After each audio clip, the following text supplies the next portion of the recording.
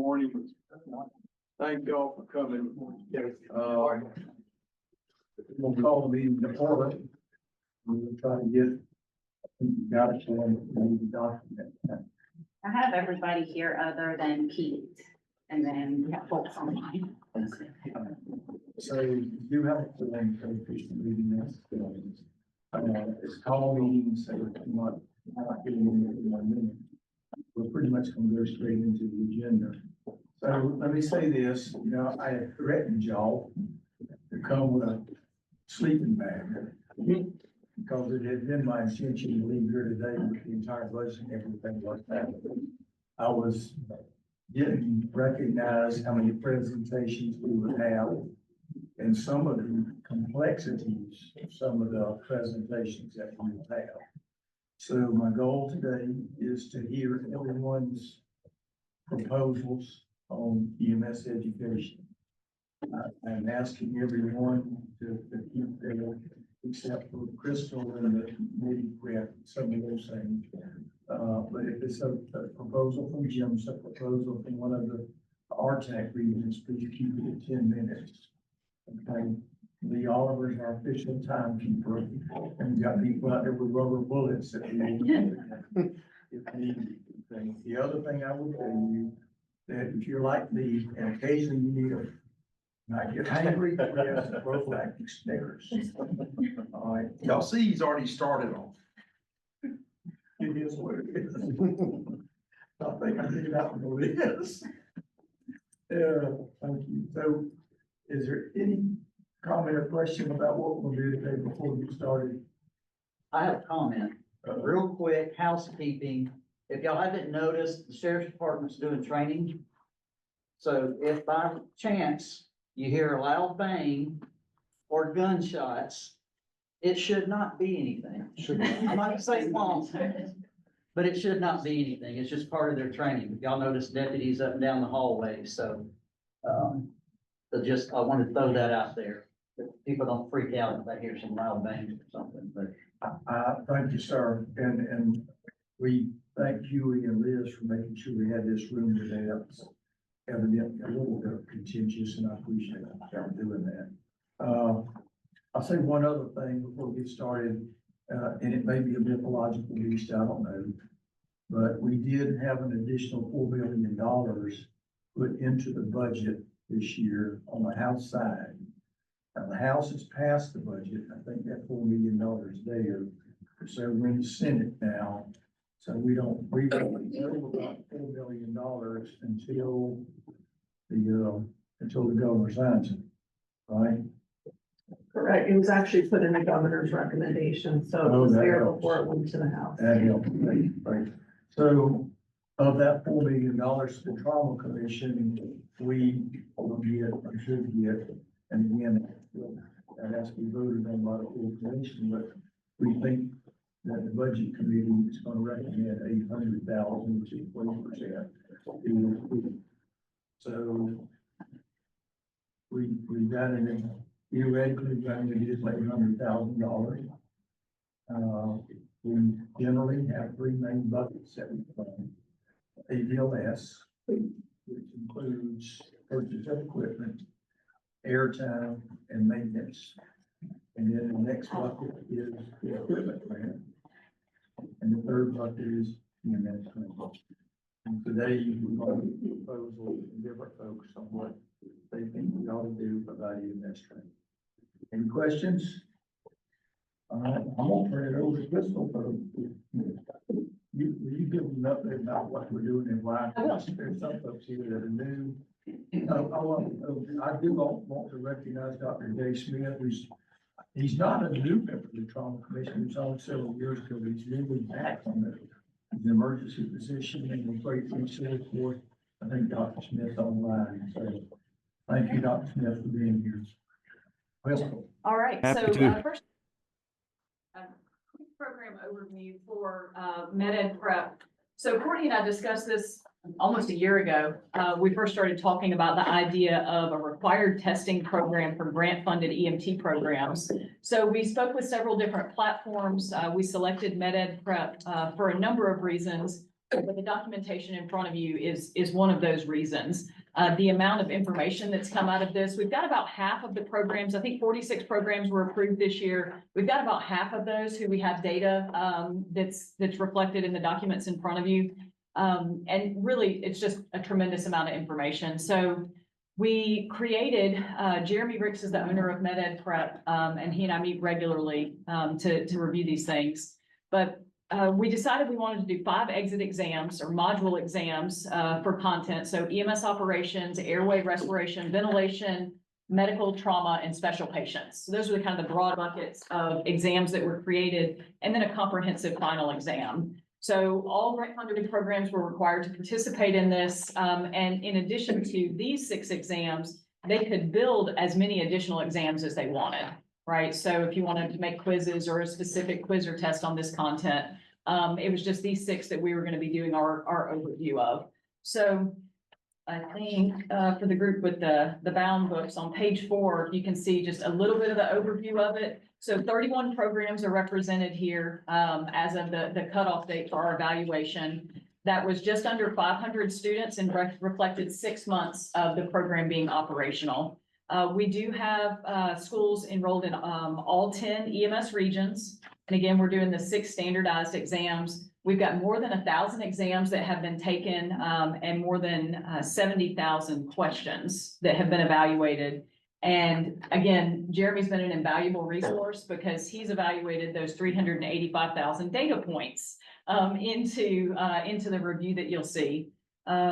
So based on what we've seen, we've made kind of a number of observations at this point. And I think it's also important to remind everybody, none of this was designed to be punitive for any of the programs that participated. We really just wanted to have an idea about what the programs look like and provide an additional resource to them that we know many didn't have access to an online testing platform. So one of the first observations we had is here on this front page, that there's a correlation between the length of the program and the performance on the exit exams, right? There's a sweet spot of how long students are spending in program that you can see specifically on the medical exam and the airway exam. The longer in program, the higher the course averages. So when you say the length of the program, is that in the medical exit, is that the length of hours they have in the medical exit exam or total for? So total for the course. Okay. We don't have copies of the individual schedules for these programs,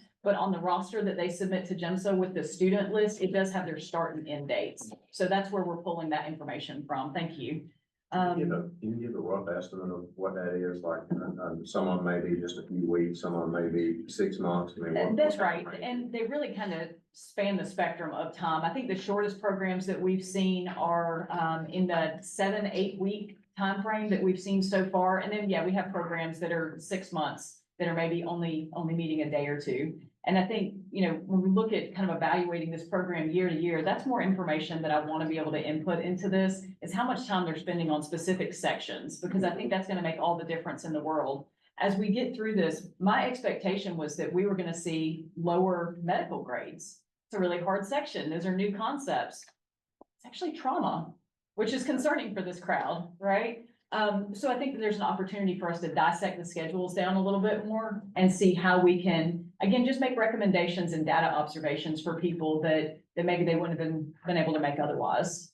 But Crystal, when you're saying length of program, you're not talking about the time on the calendar, you're talking about time in class. So we're right? talking about the days on from, you know, today, March 20th to end date. I don't have access to the schedules to see specifically they spend 8 hours a day or 4 days a week. Because you Or can have a short calendar class that actually has more classroom Of course. time than you do a long calendar Right. class. Okay. And I hope this project is ongoing because there's a lot more variables that we'd like to look at, but there might be something too, if we're pouring the content in too fast, they're not able to marinate on it. Okay. Again, more to tell. And then you can see at the bottom, one of the things that we have were some concerns over, oh, well, we don't know how to work the program, or we don't have access to MedEd Prep. So I had Jeremy pull just the amount of correspondence that he's had inside of each one of the regions. While we do have the data available for each one of these regions, the specific county name, program name, it all has been de-identified. in the book, because again, the goal is not for this to be punitive, it's just kind of an oversight. So while you're on that, I noticed we got one region that didn't respond at all. And that's my reason. I'm really proud of that. Right, we have had some difficulties in correspondence. Now, just because they didn't respond didn't mean that they didn't participate in the program. Right. They might have been able to do their login on the first time and were able to navigate the software successfully without having any follow-up. But again, the reason why I think it was important that we went with Jeremy in this program is because the level of follow-up that he's had with everybody. And I know probably several people in the room have had one-on-one meetings with him where he's explained, he'll do a Zoom and take you through every aspect of the program. And I think that that's really kind of an invaluable component of it. All right, so the next page, it talks just about some of the concepts that were being evaluated and the type of difficulty being faced. Now, we found, thank you, Abby, it's that one. We did find that there are problem areas across the entire state that we know are things that we can improve upon and that we need to provide maybe some additional resources to our instructors. We also found regional variability. We've got areas across the state that we need some work here on neonatology, or we got to do some work on chest trauma here. And I think that that's something we really hope to identify in the overview and something that we'd like to work with the state office of EMS. They're doing those regional consortiums where they're rotating through the state. I think this is the type of information that we'd like to share with them and say, hey, here's an opportunity of maybe some specific content to cover with your instructors and some additional resources. And then of the educational concepts, about 78% of it, we feel like we're okay. The rest are kind of areas for improvement. Again, we'll get into some of the regional specifics. An additional component that we'd like to add next year is right now we lose the students, the purview of the students when they exit out of the software. They take the final exam and they're gone, right? We can't see anything else. We would like to have a little bit more correspondence or connection to the program so that we can correlate all this to national registry success, right? We know what it looks like on our end right now. Does this mean that they ultimately pass the boards? And did they pass it on their first or their second attempt? I think that would be helpful information just for context. Are we on the right track? Our grade of a 70, what does that equate to? Is that national registry success or not? So opportunities for improvement. Yeah, what would that, what our key want or desires, to be able to. Right. To help push that to registry, and is this what would make a difference in the past? Right. And that was the whole point, was can we increase the national registry success and maybe prevent some of the program attrition that we've had? What would that look like, being able to evaluate that? Is that something that's already built into the software, or that'd be something that would have to be? So it's not something that's built into the software. I think that would be more of a programmatic thing from our purview. If they're a grant funded program, what type of follow-ups can be either put into the contract or that they're providing, maybe compulsory providing us that information as maybe a course overview, like a summary of their program. It's a month out. They finished, maybe it's just a survey to the instructors on how was the software, how was your program, what additional resources did you need, and what was your registry success rates? Crystal, Yes, might I interject? please. You might could also use our annual report that programs have to do, That's a great because idea. they'll have to break it down by course. So the instructor could just simply tell you, hey, this course had this many students enrolled, this many attrit out, this many complete, et cetera. That would be perfect. Yeah, we just really want to know, there are exams that Jeremy and I can look at and we say that this is a difficult exam, right?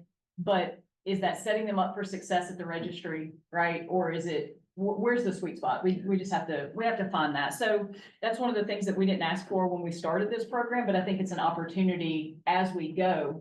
But we do need to have a little bit more access to the program specifically so that we can have that. See that, yeah, the end result of, you know, who passes and on which attempt and. Right. And what was their average in our software Right. versus, Correlation between the two. exactly. Yeah, so that's something that we'd like to see as well. We've got a running list of ways to improve. Richard, is Kelly, is there a way that, I don't know the confidentiality of this data, can you share that data about who passes?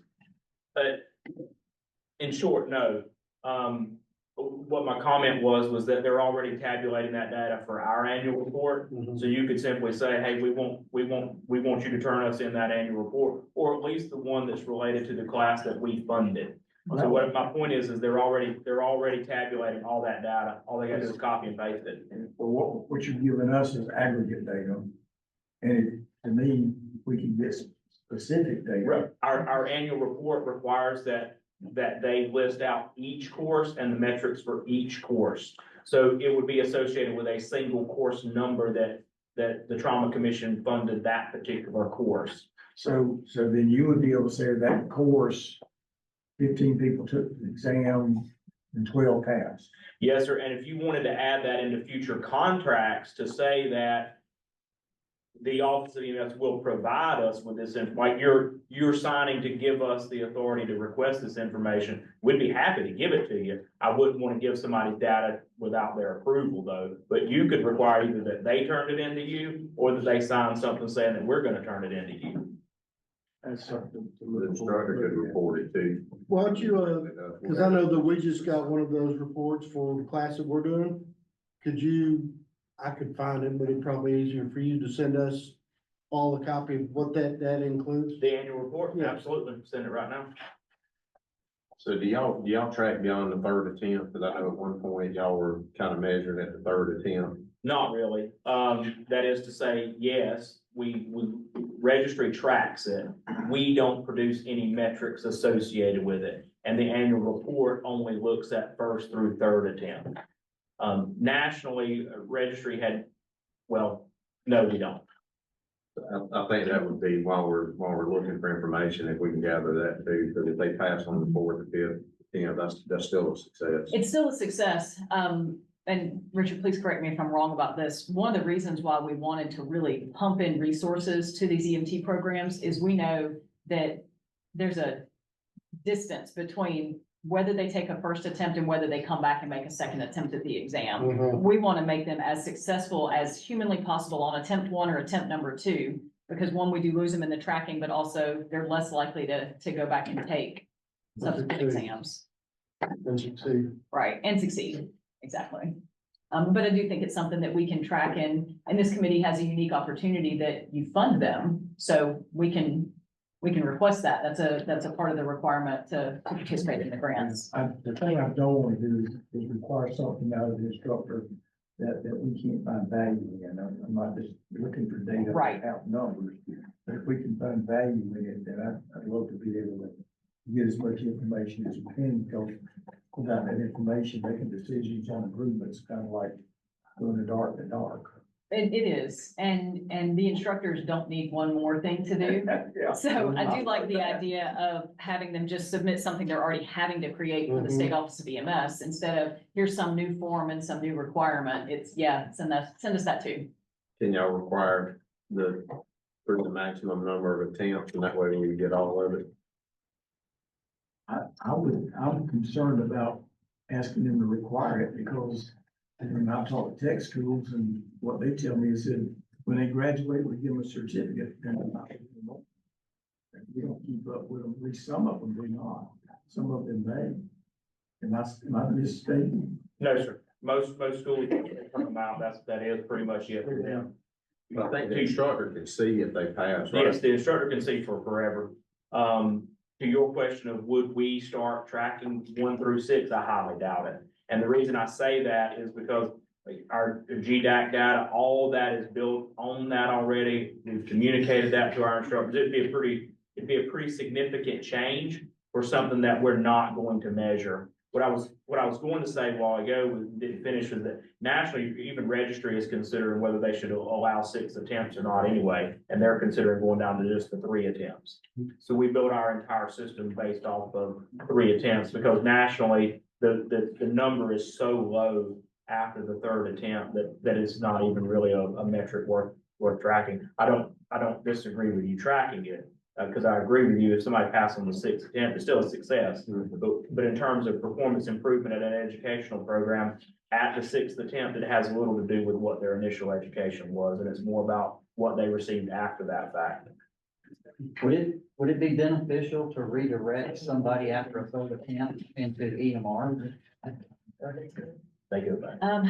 I know the state office is doing courses for, what do y'all call a remediation course that y'all are doing across the state. So after the third attempt, they'll put them through a remediation that they can get an additional 3 attempts at the exam and hopefully fix their issues. I think that if it's somebody that's passionate about the profession and we can still get them some level of certification, that's a great idea, but also maybe something that we need a better repository on. Where do we direct them to? Right. You know, is there a regional list of when these next courses are coming up at a? I just think, you made that investment, and we all know there's people that just struggle with test taking. Of course. I mean, some of the best folks I've been around, did good in class, terrible at taking tests, but they were some of the best caregivers out there. And I hate to see us make the investment and people fail 3 times or even 6 after they do that. And then just walk away from it. Right. If there's an avenue to maybe push them over to the EMR and get some field experience in that capacity, and then maybe at a later date, try it again if that's what they want. And I think that that's a great idea to catch people before they get out of the profession altogether. Another thing that Jeremy's in the process of developing, and we should have for the next round of grants, is that there's going to be an exam to kind of start everything off that before they get into subject matter. It's a reading comprehension exam. Many of our students, in my personal experience, the students that were getting into the program, that's something that they struggle, is being able to sit down and read the book. If I was to know that as an instructor up front, those are things that I can mitigate. Those are learning styles that I can work with, but not when I don't know it until we get halfway through the course. So that's something that we should see in the next round, is that there'll be a 7th exam, but the first one is just reading comprehension. It's something that can be done as a prerequisite to your course or on the first week or so of the course, but it's going to provide the instructor, hopefully, with tools to make that individual student successful that historically we just haven't known yet. And the same thing with the online testing altogether, was to expose students to the type of exam that they're going to see at the end, right? To expose them to something that looks like national registry, because I know I wouldn't want to go take registry again right now. I'd be nervous as can be. Only imagine that out of our students. So if we can demystify some of it, hopefully it increases their success rates. And we should see that at the end of this grant year. We can see, we know where we started at 64% success out of our grant funded programs. So hopefully we have an increase just with the resource before we even start tweaking and adding resources. So talked about the reading assessment. So the next couple of pages, it really just talks about the schedule correlations that you'll see. There's a couple of different ways that that's displayed on length of schedule. And Gabby, you don't have this one, sorry. No, I don't. You have like the 3-pager. So it just takes you through some of those. Again, Jeremy and I will be happy to answer any additional questions that y'all have about this. If we'll go over to page 10 of your book, was the next thing that I wanted to discuss. I'm sorry, the writing is a little small on this. But so this talks specifically about the success that we're seeing on these exams. So for the operations exam, probably not a surprise to everybody, the state average is almost an 88% with those test questions. Probably the easiest content. The final exam, great, state average of almost 80%. We're happy with that as well. Airway goes down to 72, special populations at 71. Trauma, less than passing at a 69%. And we can break down further every component of trauma and where we're not successful. I believe the last time we had this meeting, I talked about chest trauma is on that list and shock is on that list of things that conceptually we fail to recognize. We might know what to do from the questions. If it's a procedural question and the answer is to open the airway or to ventilate, we can typically get those questions. But what we're not doing is we're not addressing the underlying pathophysiology, what's actually going on with the patient, what caused their shock. So that was something interesting that came up as well.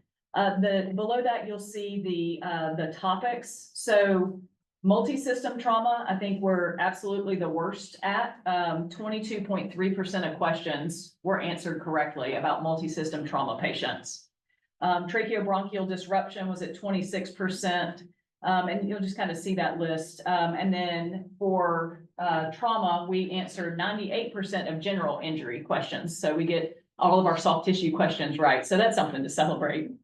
But we've got this list of every one of the topic areas. that's broken down by your individual regions as well. So I'm not gonna go through the rest of the entire book for you, but you can look at your region specifically and where y'all stand with specific topic areas and know that the things that we're finding, the results from this, I think are really an opportunity for us to push more resources to the instructors and direct it to specific things that they need. It's something that we've talked about broadly in education groups that a lot of instructors, and especially new instructors, we know that that's a lot of our programs.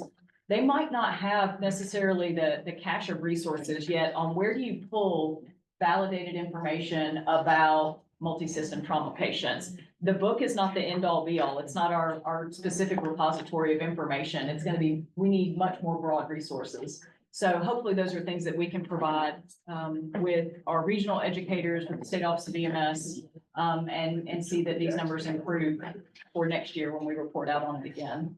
So I know that's a lot of information and there's a lot in the book, and I'm happy to take any specific questions about the testing software or the results that we're finding. But I think it might be something that you take your book and you marinate on it, and then we can maybe have some follow-up discussions on anything specific that you come across that you want to discuss.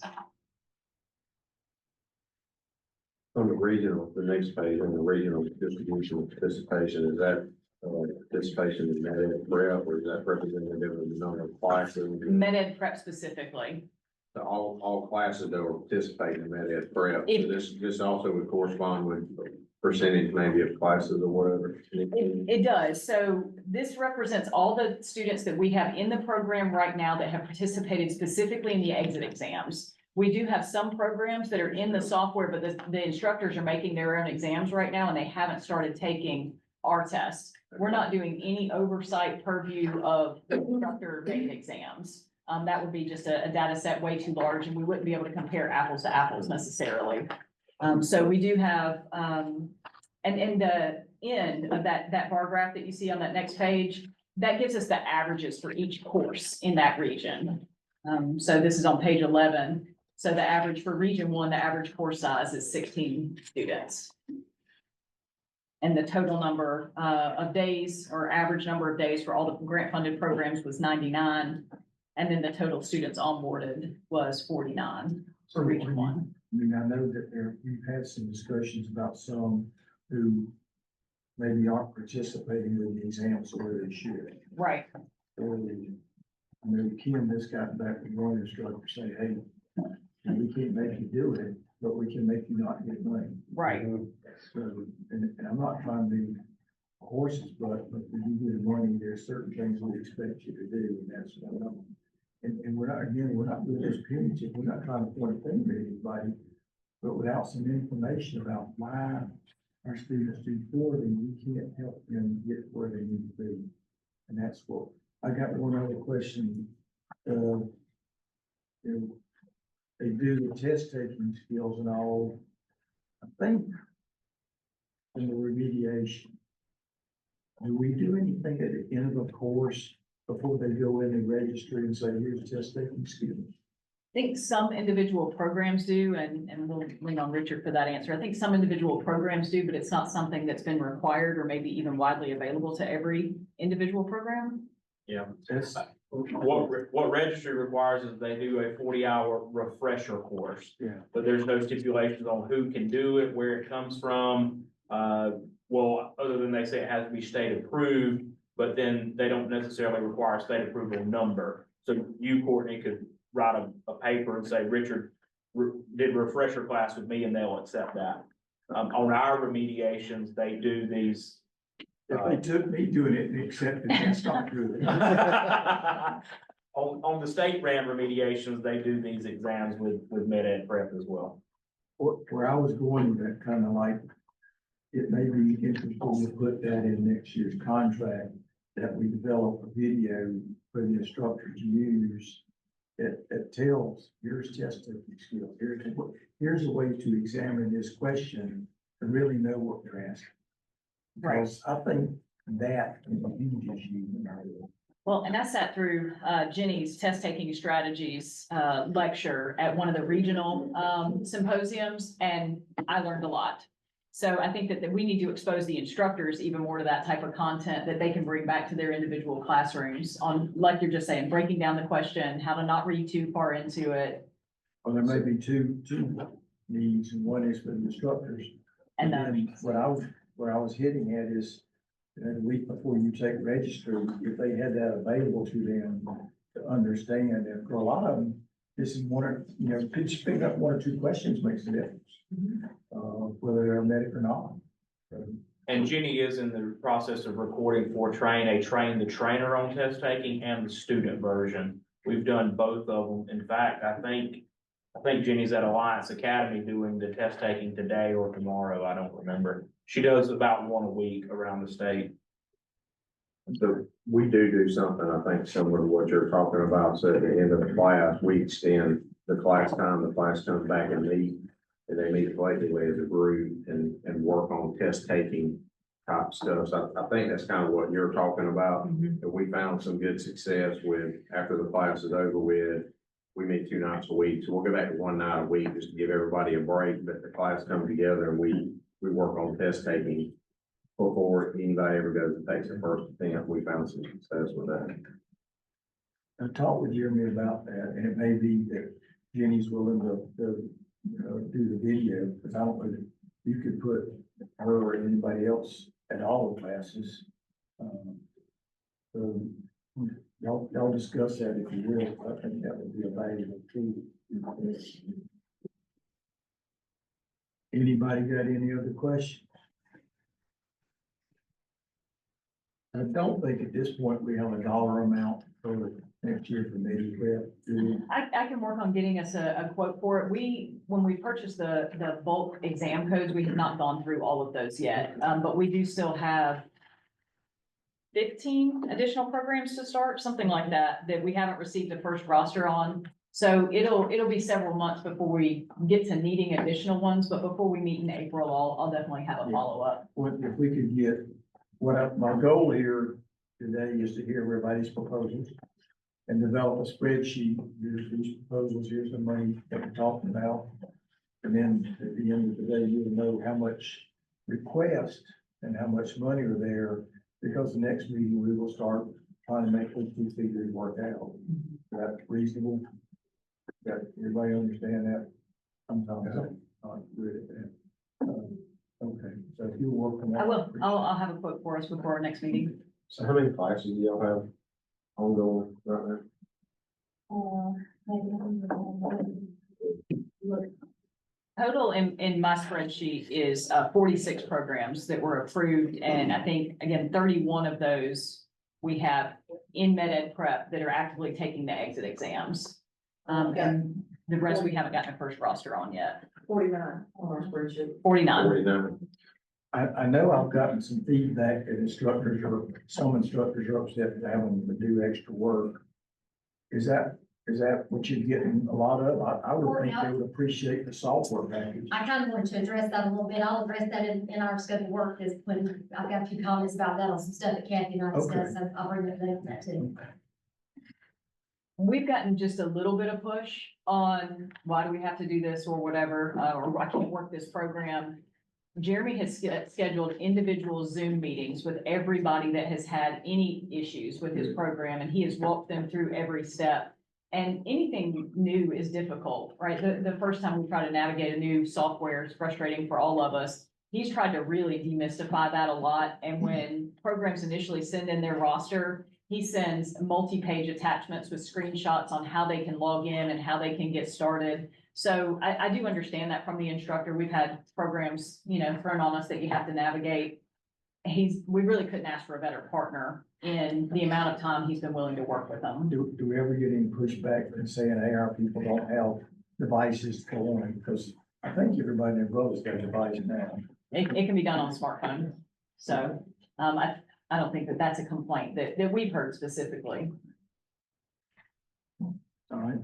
Any other questions about MedCrest? All right. Next on the agenda, Tim, maybe Kathy, whoever. You want to just come up here, report some of You are now probably getting closer to one of these microphones, Jim. We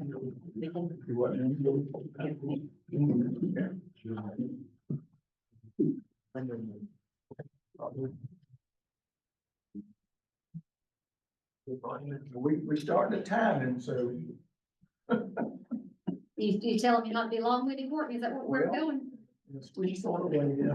Let me go ahead and address, just the questions that we've gotten about the med ed prep. And I think a lot of this probably can be resolved with more of an orientation and a ramp up. I think what happened is that we had instructors that went from doing things at point A to all of a sudden they needed to be at point C, and we skipped B. We didn't have that ramp up of information of exactly what the expectation was. So I think that's part of our problem. That I think that some of the complaints that we've gotten could be handled with some of that. There are some of them that, have told us, I don't know when you exactly expect me to teach with everything else that we're having to do with all the paperwork. I mean, again, it's a new system, and I agree with you. Jeremy has been very accommodating with everything, and that's been a great partnership. I actually had a chance to sit down and talk to him as well.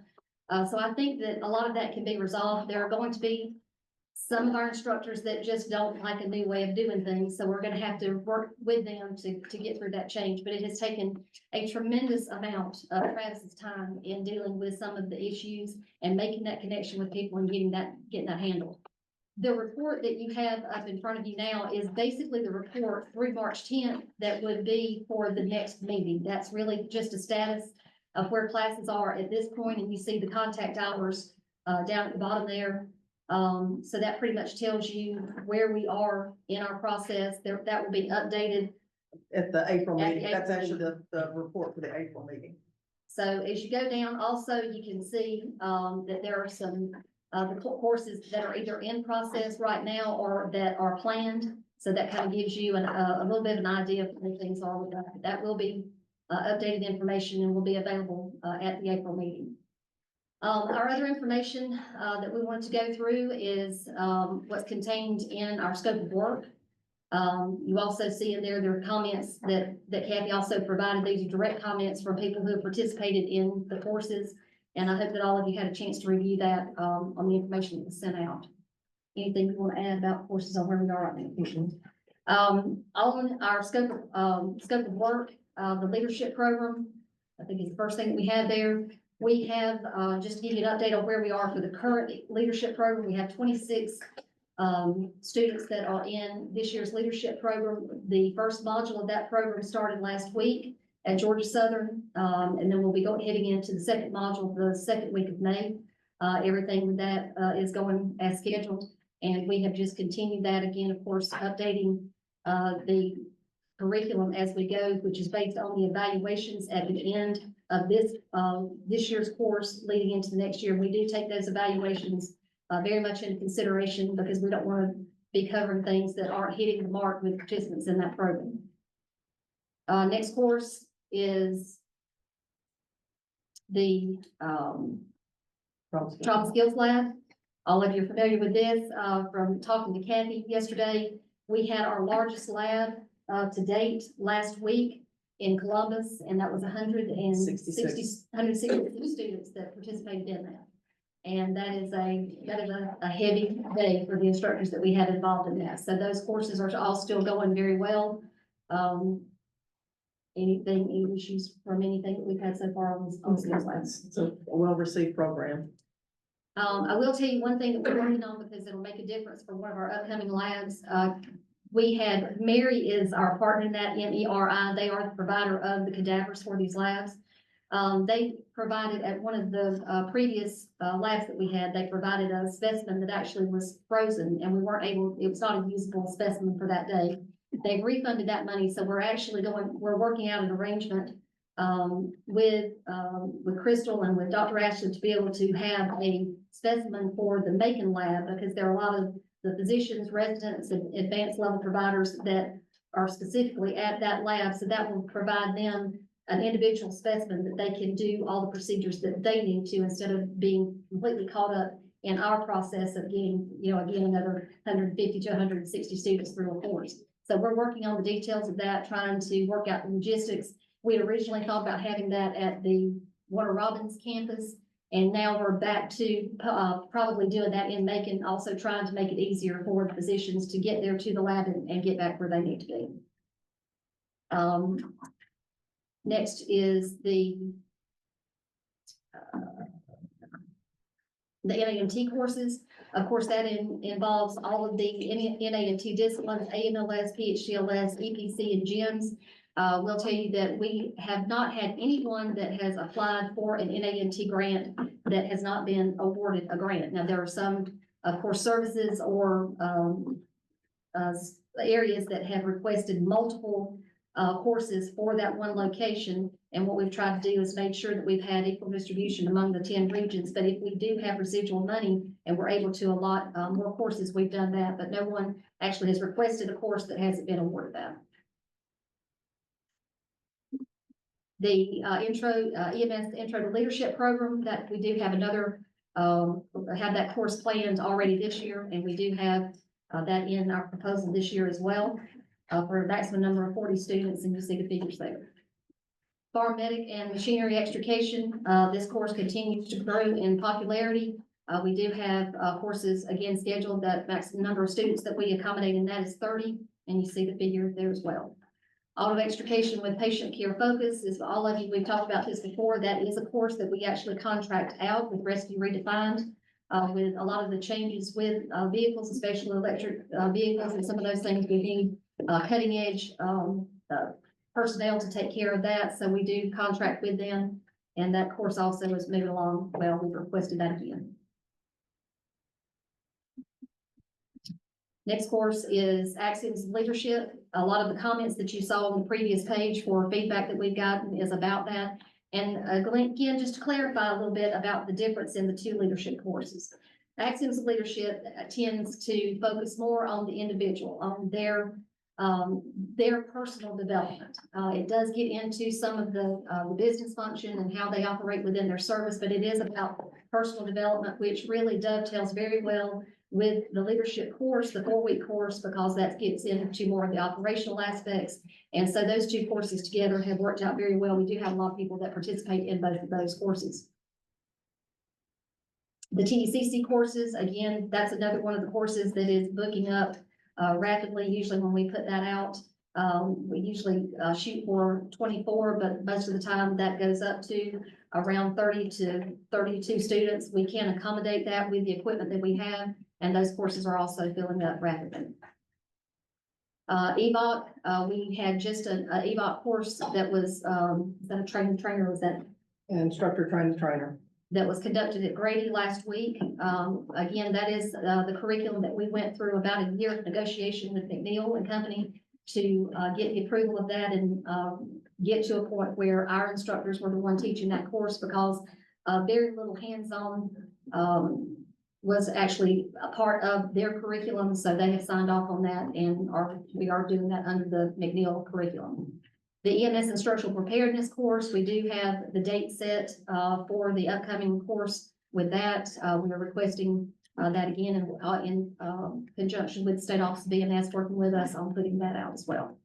And then the EMR EMT program, again, Kathy had just mentioned how many of those courses we have that are ongoing right now. We did have several of services that turned their courses back in. So what we do, if we are not able to award one on our initial push out, then when those courses, when we have services that for whatever reason can't complete their course, then with time constraints that we have, we actually turn that back around and award that to another service. Hey, Kim, I'll give you a 2-minute one. We'll see if Courtney sticks to it. Okay, well, I will, everything is self-explanatory with this, but also one part of our proposal is something that I mentioned to you, Courtney, which was a collaborative effort with us and Grady. Steve Elmgren is here. Steve is the injury prevention educational outreach manager with the Ingram Burn Center at Grady. And we do have a couple of slides and something that we wanted to present, because one of the issues that, as far as our gaps that we've recognized, is a need for burn training. ABLS has not been really something that we've been able to get that was cost effective. And so we've had difficulty with that. So I've been working with Steve for several months now in the development of a curriculum. So if it's appropriate at this time, Courtney, I'd like to ask Steve to come up and go through his discussion about the burn education. Really quick. Okay, Steve? Real quick. Burns are low occurrence, high acuity. And, medics only accounts for about 1.5%. About 1 in 10,000, US citizens will be affected by burn. About 7,600 of those have concomitant trauma, which increases their mortality rate by about 10 times. And of the over 10,000 ICU stays, it costs the Americans about $660 million.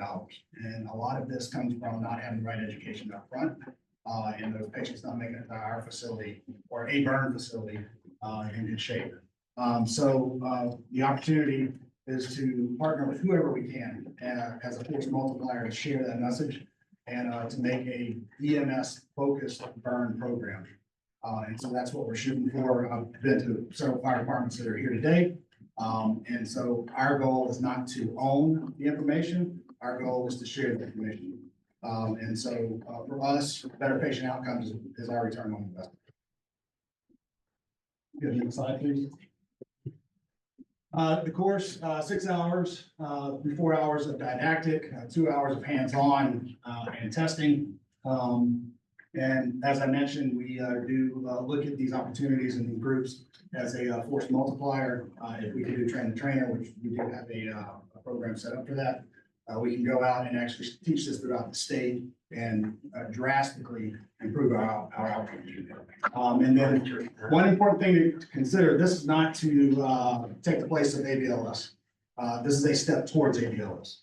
The benefit of this class is ABLS is expensive. There's no two ways about it. And so the idea is to get these medics and these EMTs and first responders a little better educated so they do go to the ABLS course, they're better. Thank you. Any questions about any of the presentations that have been made? How many classes do y'all teach a year? So right now, so I only started last year. Our goal for ABLS this year is 12 classes and then 2 hour pre-hospital classes, probably 3 or 4 a month. And so we teach a lot of burn right now, but we always partner with trauma, stop the bleed, CPR. We try to wrap those things in. And y'all go to various entities, individual providers to We do do. the classes? We do, and we're working on a strategy to do more hybrid classes and have a little bit easier access to those students. Okay, do y'all do that as an outreach or do y'all charge for it or what's the? We do not charge for it, Okay. but that is outreach. But Steve, as our conversation, we had talked about, this really does have a pre-hospital focus as well. So that's one of the things that we had gotten a lot of feedback about. So that's, in developing this, that's one of the things that we concentrated on. One thing I would like to add, you see on the slide there, we have research on there. That's our return on investment there, is we want to look at it, especially this meta prep that, was just presented. How do we take that information? How do we take our class and make sure that we're constantly improving that? And that needs to be reflected in outcomes. That's our long-term goal. Any other questions? Mr. Chairman, I just want to attest that they came down to our trauma symposium as a smaller scale of this, and the training was excellent. I highly recommend it. I think it's a great source of information. Doesn't matter if it's Region 3 where they're located, or if it's out Region 4 where I'm at. They gave just so much energy. The doctors were absolutely passionate about what they were doing. Good. Thank you, sir. Any other questions or comments? This is Jay online from Region 4. I just want to echo Scott's comments too as well. We had nothing but positive feedback from that course, and then we get concerned sometimes it's a mini course, but I think we got more than enough information that we needed to improve care across the region. One more. So this is for Kathy or Kim. So when y'all do the contact hours, is that strictly EMS personnel or is that just everybody that attends the class? That is everybody. That's everybody. Terry, real quick on the leadership class, I know the main leadership class is 4 weeks a year. The other 2, what are the links to those? I was just, So the Axioms class yeah, is the actually, Axons and the junior. okay, the Axioms is a 3-day class, actually 2.5. 2.5. 2.5. And then the intro to leadership 2.5. is also a 2.5 day. So one of the things, and I haven't asked, talked to you about this because I just looked at it. when they showed the EMT class, they broke it down into three different buckets. Our textbooks, look around. I know you and I had discussions, and we'll talk about it more. $1 cents about increasing the instructor amount. So when I send out the spreadsheet, I will talk about that one will be broken out into those two different sections, if that makes sense too.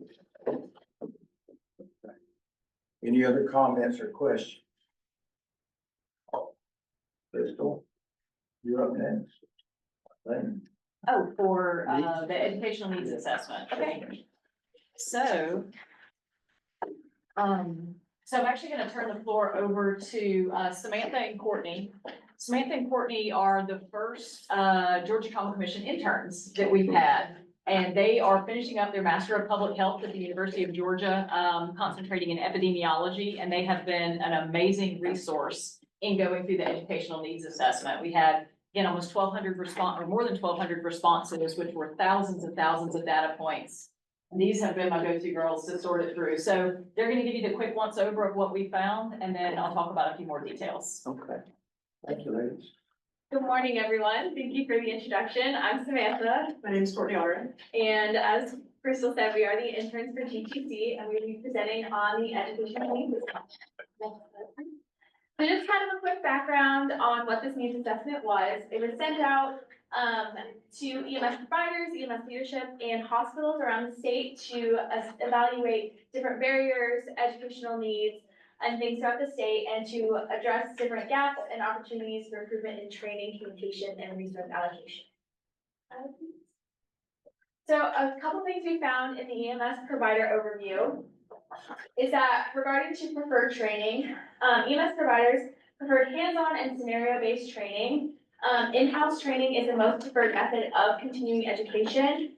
71% of EMS providers prefer in-house trainings, and podcasts, webinars, and virtual conferences were the least preferred method of continuing education. Related to class preferences, EMS providers preferred half-day courses, but paramedics and senior providers also show a preference for full-day classes. And related to class and distance determination, this should really be based on region, because 20 miles in a region might be a different time period than 20 miles in Atlanta. And EMS providers responded that they want more trauma skills, emphasis in training on trauma resuscitation, needle decompression, NCI management, blood administration, and pediatric trauma care. So now that we've talked about the type of classes that we'd like to see, let's talk about some of the barriers in terms of getting to those classes. So the top 3 reported barriers were fatigue and burnout, financial limitations, and time constraints. For fatigue or burnout, this affects about 1 in 5 EMS providers, which is pretty common. And this is common among EMTs, EMTIs, and paramedics. And it's about happening in 1 in 4 providers with either 6 to 10 years or 16 to 20 years, so close to like the 10-year marks of anyone's career. And this is also reported by about 3 in 10 hospital-based EMS or private EMS providers. On to financial limitations, this affects 2 in 5 EMS providers, and this is reported by about 44% of EMTs and paramedics, and about half of private EMS providers. And time constraints is the, I don't want to get y'all, but I'm easily. So when you say financial limitations, that is reflecting on the education piece. So as a self-reported, what are your limitations to accessing education, continuing education? And so of our EMS providers, 2 in 5 of them, or 44% of them, reported financial limitations remain a barrier for them to participate in. For them to afford to go. That's right. it's cost related. Sorry to interrupt. It's okay. No worries. Like I was saying, the biggest barrier is time constraints, and this affects 3 in 5 EMS providers. So that's over half of the EMS providers in this survey. And that's common across all certification levels. So EMR, EMTs, EMTIs, paramedics, and AEMTs. And this is also reported by 4 in 5 in-hospital EMS providers. For hospital-based EMS providers, this is reported in 70% of them. And for those who work in fire-based EMS services, transporting and non-transporting, that's about 6 in 10 of them or more. Next slide. So continuing on EMS providers, this is related to the confidence in training. So EMS providers feel a moderate to high degree of confidence during NCI situations, with cases of more than one trauma patient with an average of 3.67, which is somewhat confident. However, Region 10 providers feel less confident. Region 3 and 7 feel relatively confident, and every other region feels somewhat confident. Continuing with this, confidence in trauma skill proficiency varies with training frequency. So 72% of those who practice skills at least quarterly reported high confidence in trauma care abilities, and 45% of those who practice only annually reported a lower confidence level. Next. So on to hospital providers. One of the main things that we looked at were overtreatment and undertreatment of trauma patients. And we found that trauma patients are nearly twice as likely to be undertreated than overtreated by EMS providers. And half of the hospitals in this survey reported undertreatment more often than they did overtreatment. In terms of the common overtreatment method, this is usually unneeded or improper treatment. This can be along with other things, and this is happening in about 1 in 4 reports of overtreatment. And this happens very commonly in level 2 trauma centers, as well as some non-trauma centers as well. In terms of the main undertreatment method, this usually tied back to improper patient assessment, so not fully taking the clothes off of each of the trauma patients, but looking at them. And gunshot wounds to the knee were reported as part of the things that were missed whenever we did not do proper patient assessments. And this was reported in all levels except for the level 4 trauma centers. In terms of adequately assessing the patient arrival, which is kind of what I was just getting into, it's said that this happens relatively often according to hospital providers. This is said to be happening commonly in level 1 trauma centers and in regions 4, 7, and 8. Happens somewhat often in levels 4 and 2 trauma centers, and it's done sometimes in region 2 and 6. Next slide. And we also looked at pre-arrival communication. So overall, hospital providers are somewhat satisfied with pre-arrival communication, having an average satisfaction of 3.6 out of 5, 1 being very dissatisfied with communication and 5 being very satisfied with communication. And about 1 in 3 hospital providers are satisfied with pre-arrival communication. Looking at a breakdown by trauma centers and by region, the least satisfied hospital providers with communication are in level 4 trauma centers, and the most satisfied are in level 3. In terms of regions, they are least satisfied in regions 5 and 6 and more satisfied in regions 8 and 9. Next slide. In terms of satisfaction with pre-hospital quality of care administered by EMS providers, the average satisfaction was about 3.8 out of 5. Same scale as I was mentioning last time, of 1 being very dissatisfied, 5 being very satisfied. And hospital providers do also say that there is good hospital EMS partnership in their TI process. That rating is about 4 out of 5, meaning that for the most part, a lot of hospital providers do see a relatively good level of partnership. Getting back to breakdown of satisfaction and quality of care by region and by trauma center. Hospital providers are least satisfied in level 2 trauma centers and most satisfied in level 4 trauma centers, and least satisfied in regions 5 and 6 and more satisfied in regions 8 and 9 once again. Next slide. So continuing on to EMS leadership. Leadership surveys indicate that there is inconsistent participation in GEMSA trauma courses, with regions 3 and 6 underutilizing available funding, and regions 1, 2, 5, 6, and 10 believing that their department received program benefits sometimes. Despite strong support for regional simulation training, access to simulation training is lacking in some regions. Regions 3, 6, 9, and 10 responded that they do not have access to simulation, and region 4 responded that they rarely have access to simulation. Next slide. And kind of just going over a couple of the challenges and trauma skills that EMS leadership believe are needed. For the workforce challenges, these include financial constraints, lack of instructors and equipment, as well as equipment shortages. For how often challenges are faced while training, in all the regions except for 4 and 8, leadership responded that they sometimes face challenges when delivering trauma education, with 4 and 8 rarely facing challenges. And EMS leadership believes that these trauma skills are needed in training, which include burn care, multi-casualty incident, trauma resuscitation, blood administration, and pediatric trauma. Next slide, please. Now that we've looked at some data points from hospitals, EMS providers, and EMS leadership, we decided to look at some of the common threads what was mentioned. In terms of skills needs as perceived by hospital providers, EMS leaders, and EMS providers, all of them did agree that multi-casualty incidents, were something that could have some more training and education on. It was the second highest reported skill need in hospital and EMS providers, and the highest reported skill need in EMS leaders. Pediatric trauma is another area reported, being in about the top 3 or 4 listed skills needs for each of these positions. Trauma resuscitation was another reported one. It was the most reported in hospital and EMS providers. In terms of the performance improvement processes for hospital providers do see good partnership. However, EMS feels like they're only sometimes engaged in performance improvement. So there's a slight disconnect there. Next slide. We'll give you your 2-minute warning. Since the two of y'all. They're close. Yeah, y'all.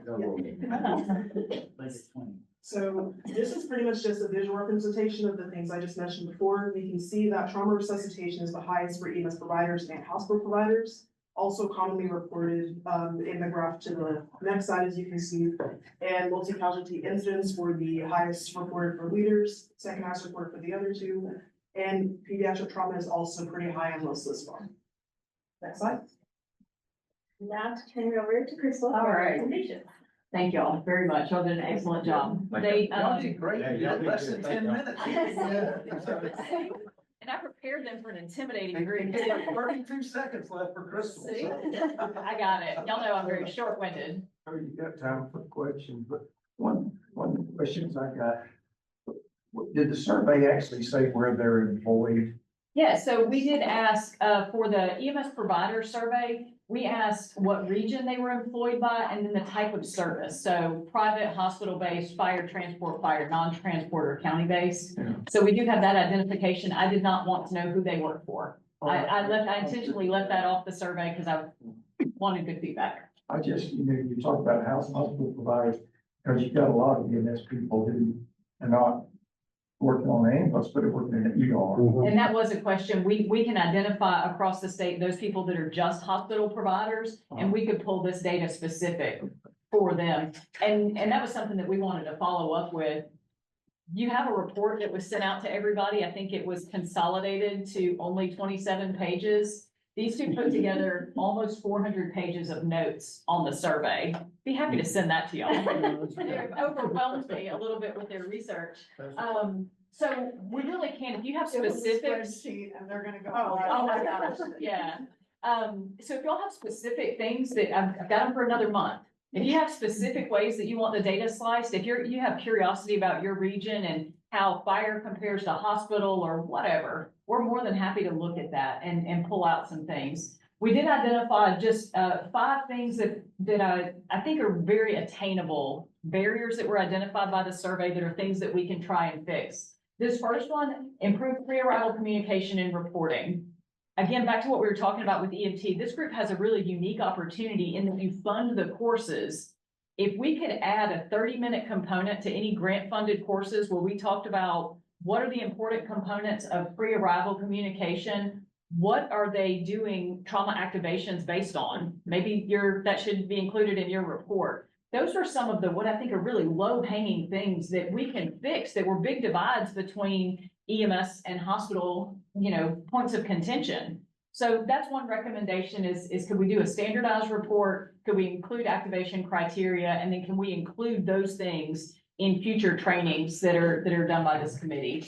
Enhance our assessment skills.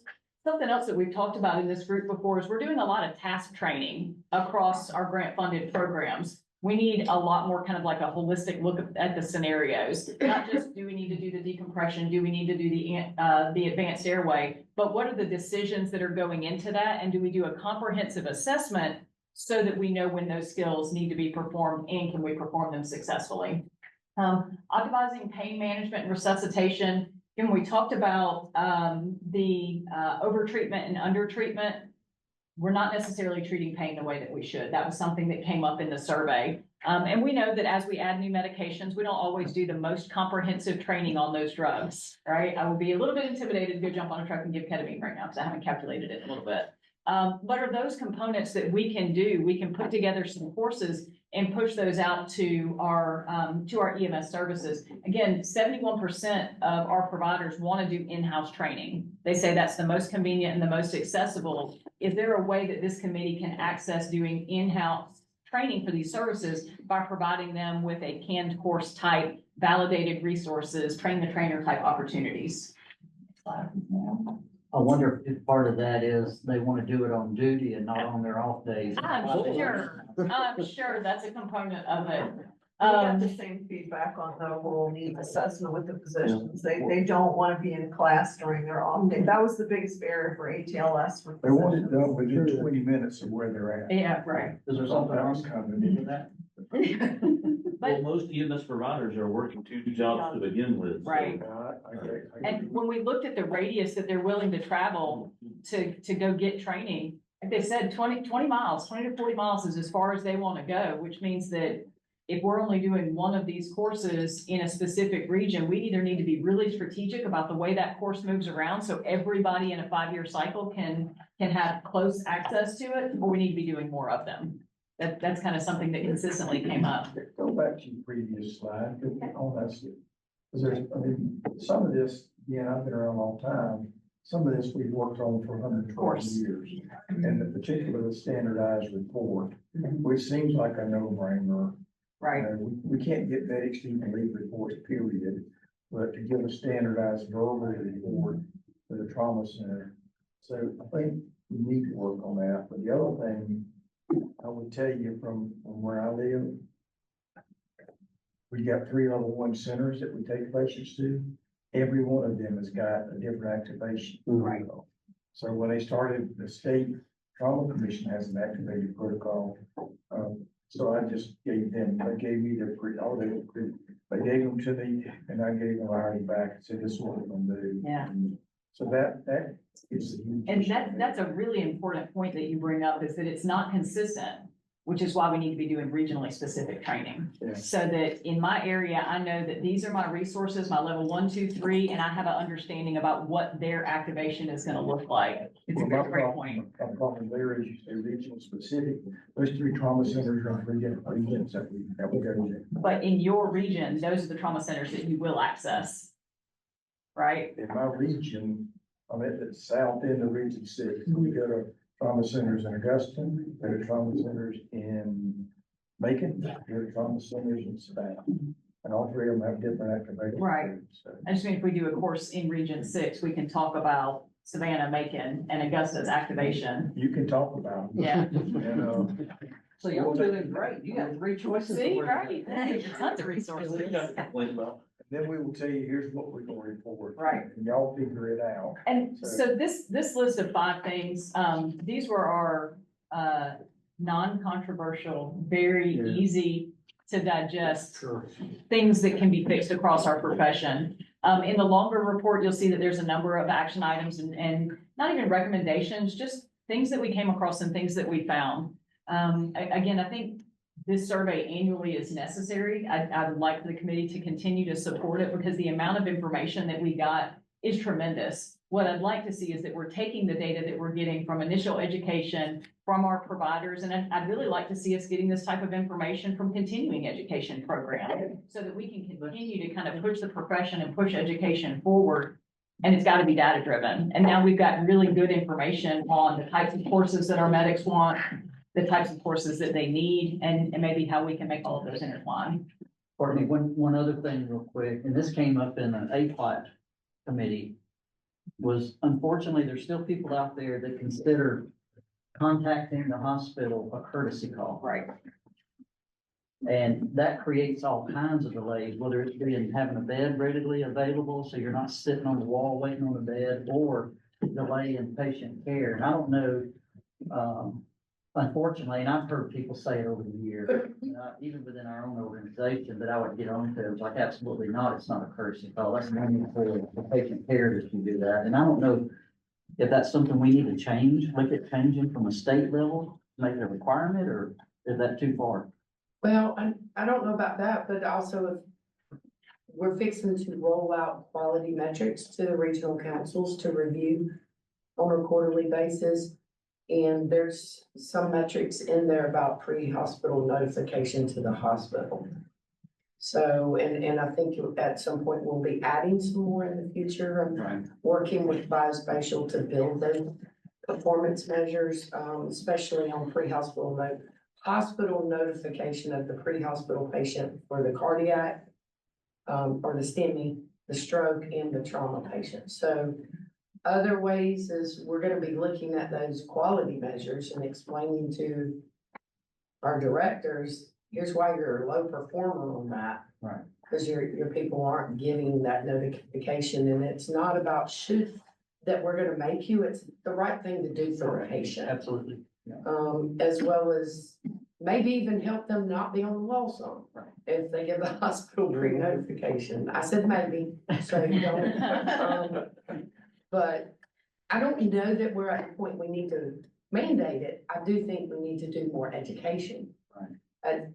Starting with our directors and our leadership cause they're the one who tells their employees what they will and won't do. Hey, Courtney, so between those three region level one trauma centers, is it significantly different, the patient care report they're wanting? I mean, why don't they just standardize?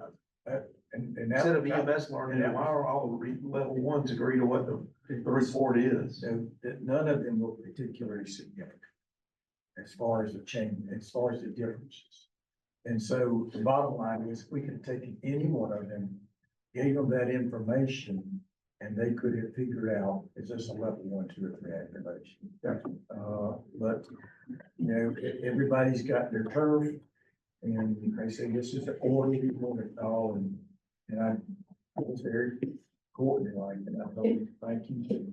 Can I ask a question? And I'm curious, as in with the trauma centers, are they calling notification if the crew says this is a trauma alert? Or is it they're listening to the report and they're making the decision off the report to do that? Cause I know of agencies who would say this is a trauma alert. And then there were some who never said that, but just gave the report. The trauma centers, most of them listen to the report. To make their And make the determination. determination. Now, they do educate the pre-hospital providers, but probably, you know, in my knowledge, most of them don't, you know.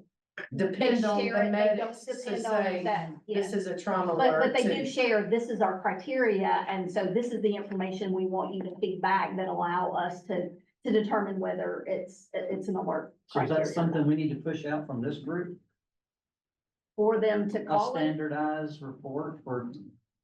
There's already Well, a standardized report, and this report, I think, is what we're Yeah. referring to. Right, every trauma center, trauma just center. as Courtney said, every trauma center's criteria is a little bit different because the ACS requires that. It's supposed to be updated based on, there are certain criteria. No, I know, that that's what I'm have to, saying, but- though. Do we need to We have do a one that comprehensive one. encompasses all of them Yeah. and have one and say hospitals and EMS providers, this is what's expected to be given in your report? I think it's an opportunity. Are we gonna have 100% uptake? Absolutely not. But if it helps, if it managed 50% of the communication barriers that were indicated in the survey, that's a win. Yeah. Right? Because in Courtney's case, I mean, that would drive me crazy as a medic, knowing that I had 3 different types of reports to give. But depending in on which theory, a hospital I go comprehensive to. report covers all of those things Yeah. anyways. That's my point. But If they give a good report and they're Yes. cleaning the pieces that they need to determine their activation level, that should work. Right, and you have the CDC field trauma triage criteria also, which has pretty much everything in it that a hospital is gonna utilize for activate. It has your, you know, anatomic, your physiologic, and your mechanism criteria is embedded in that. So if they use that as a driver, which is also located in that, that's almost. Are you saying that the medic should say this meets the mechanism criteria of the CDC triage? Well, Or just- make sure you include Right. what made the okay.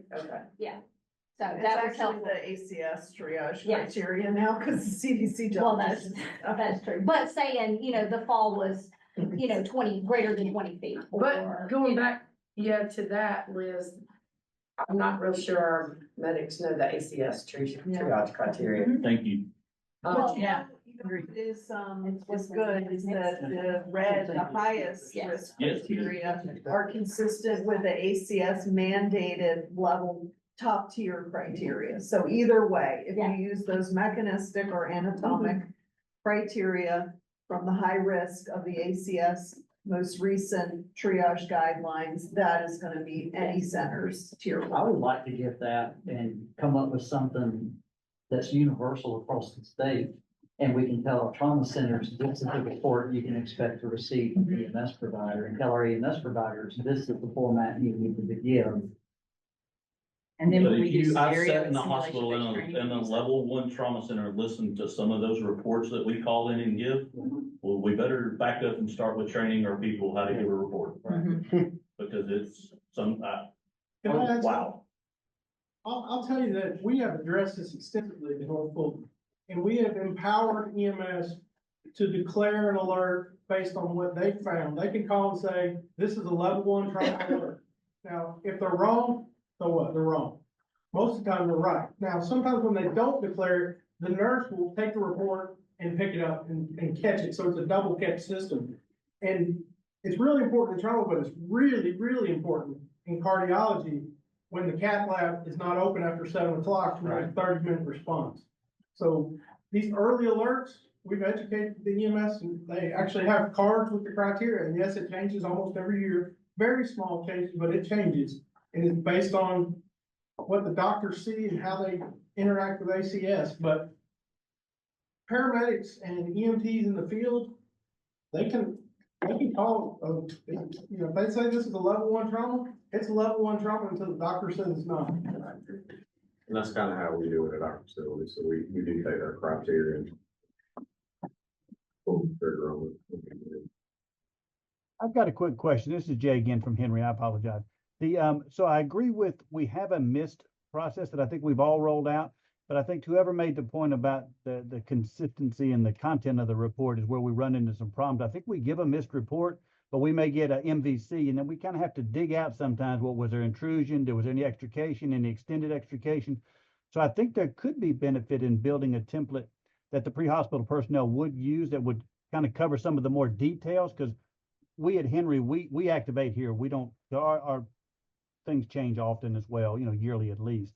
But I do think we could dig in a little deeper to get more of the details out, because we are finding ourselves having to fish for a lot of the comments related to our abilities to activate trauma and what level of trauma based on our resources.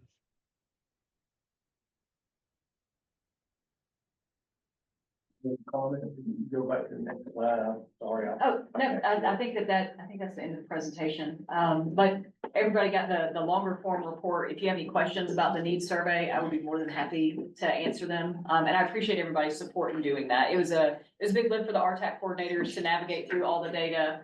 And certainly our interns did a ton of the legwork for me. Thank you, ladies. Y'all learned a lot about the other world, didn't you? So the other thing is we would need a kind of an idea of going forward, what we would need to put in the budget for costs for this. Right, and there are a lot of I like opportunities. that. There's a lot of opportunities for us to do different things and do things better.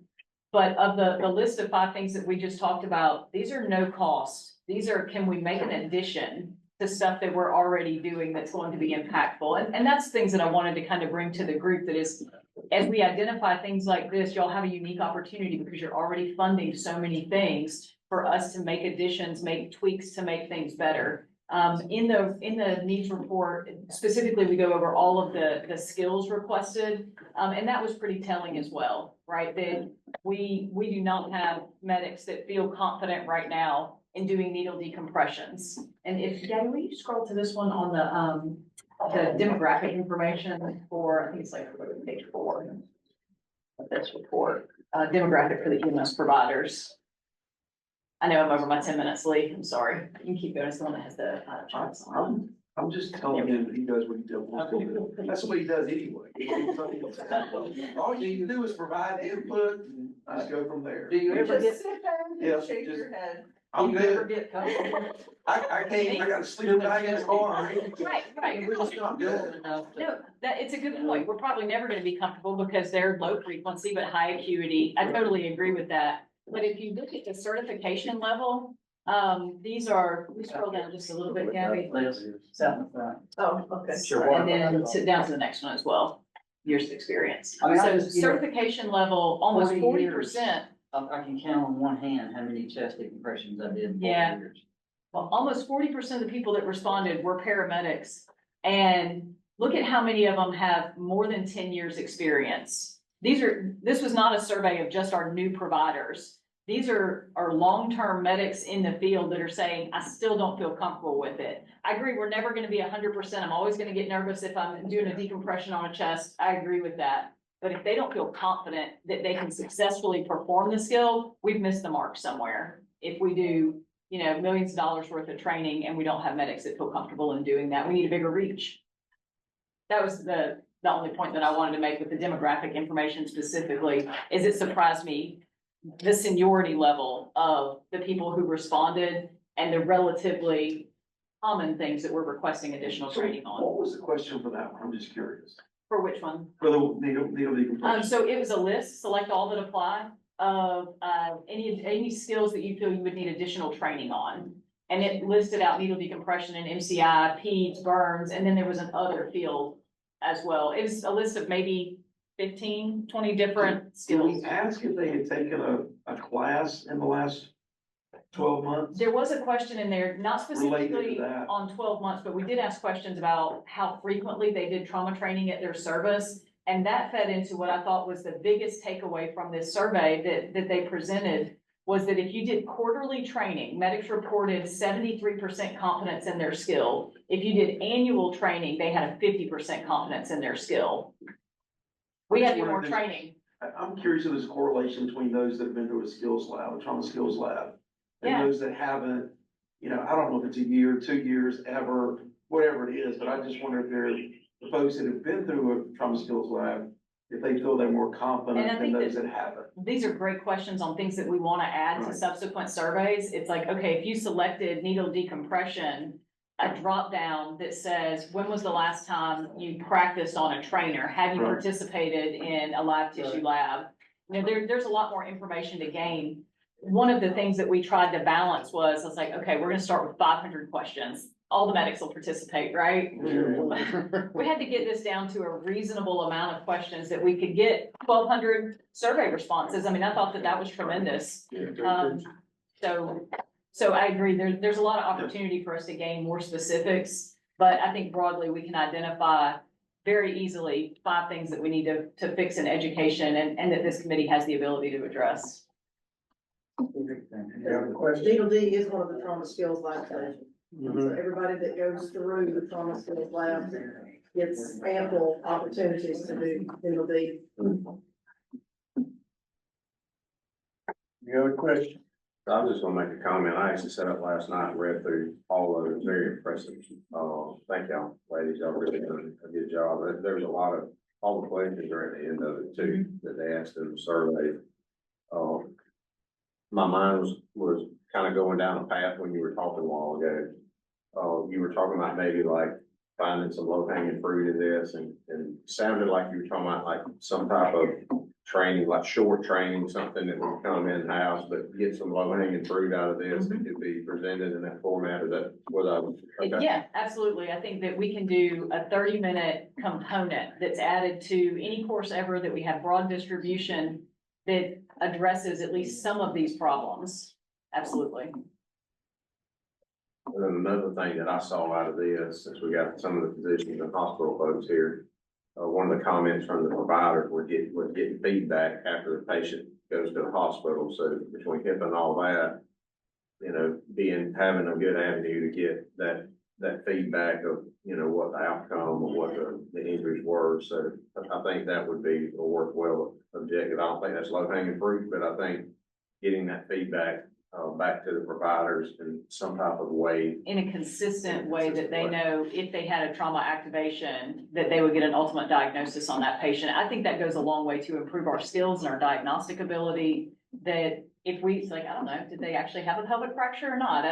Maybe it's It just reinforces like trauma activations and things. It just reinforces, I overactivated this one, or I missed an opportunity with that one. I think that's, the hospital sees what the hospital sees and we see what we see. Right. But really being able to connect that feedback, I think I saw, when reading the report, I thought Big that was, opportunity for I that. thought that was a great opportunity too, that came out of the EMS provider feedback. That's supposed to be happening. That's an ACS, standard, to provide feedback on trauma patients. If you're an ACS certified trauma center. I know Danielle, who I'm representing here today, she sends a letter back to the EMS agency on every single trauma. Now, we don't do every single one of them, but that's part of the ACS, they're supposed to give feedback to the EMS provider. Just touch on that, Daniel does a great job, she's got a spreadsheet, she sends us. So it's got patient number, it's very easy for us to look at it and correlate it back to our patient. Sometimes you can get cryptic information, you're like, I don't know what patient this is, but Daniel does a great job with the reports that we get back. So y'all were able to correspond it back to the patient, so there you can feed it back to the crew. Yeah, we give it right back to the crew, you know, good, bad, or indifferent. Sounds like y'all might have a good way of doing that, if other hospitals or facilities step into it, that might be a benefit. It's a big lift, There's a lot of information. in what It's we very get. time consuming, all that information has to be taken out of the registry and put into some type of format where it's not specific, it doesn't give out the patient's demographic, there's certain information, so it doesn't violate HIPAA. Then the other thing that, Kennestone does, and we do at North Fulton is, we have a person, it's me at North Fulton, and any EMS agency that brings the patients there can call me and I'll go in and look up the information and call them back, because that's a really good tool for the medics to learn, hey, this is what we thought we had, what did it turn out to be? That's right. And it makes them a lot better medics. Yes. But those relationships have to be developed between the provider and the hospital, and sometimes there's just not enough money to provide the staffing at the hospital level to do that. It sounds like y'all got an interesting, I heard something floated one time about a QR code, like so when it comes in, they could basically scan the QR code, it would go to whoever in the facility that could get that, obtain that information and send it back. So I thought that's a way that. That's great. Yeah, so, at Grady, we obviously can't respond to all traumas that come in. But every trauma that arrives, they get what's called the EMS arrival sheet. That has very generic information on the front, truck 55, going to trauma 5, that tells them where to go, so we have the right patient to the right place for the right treatment.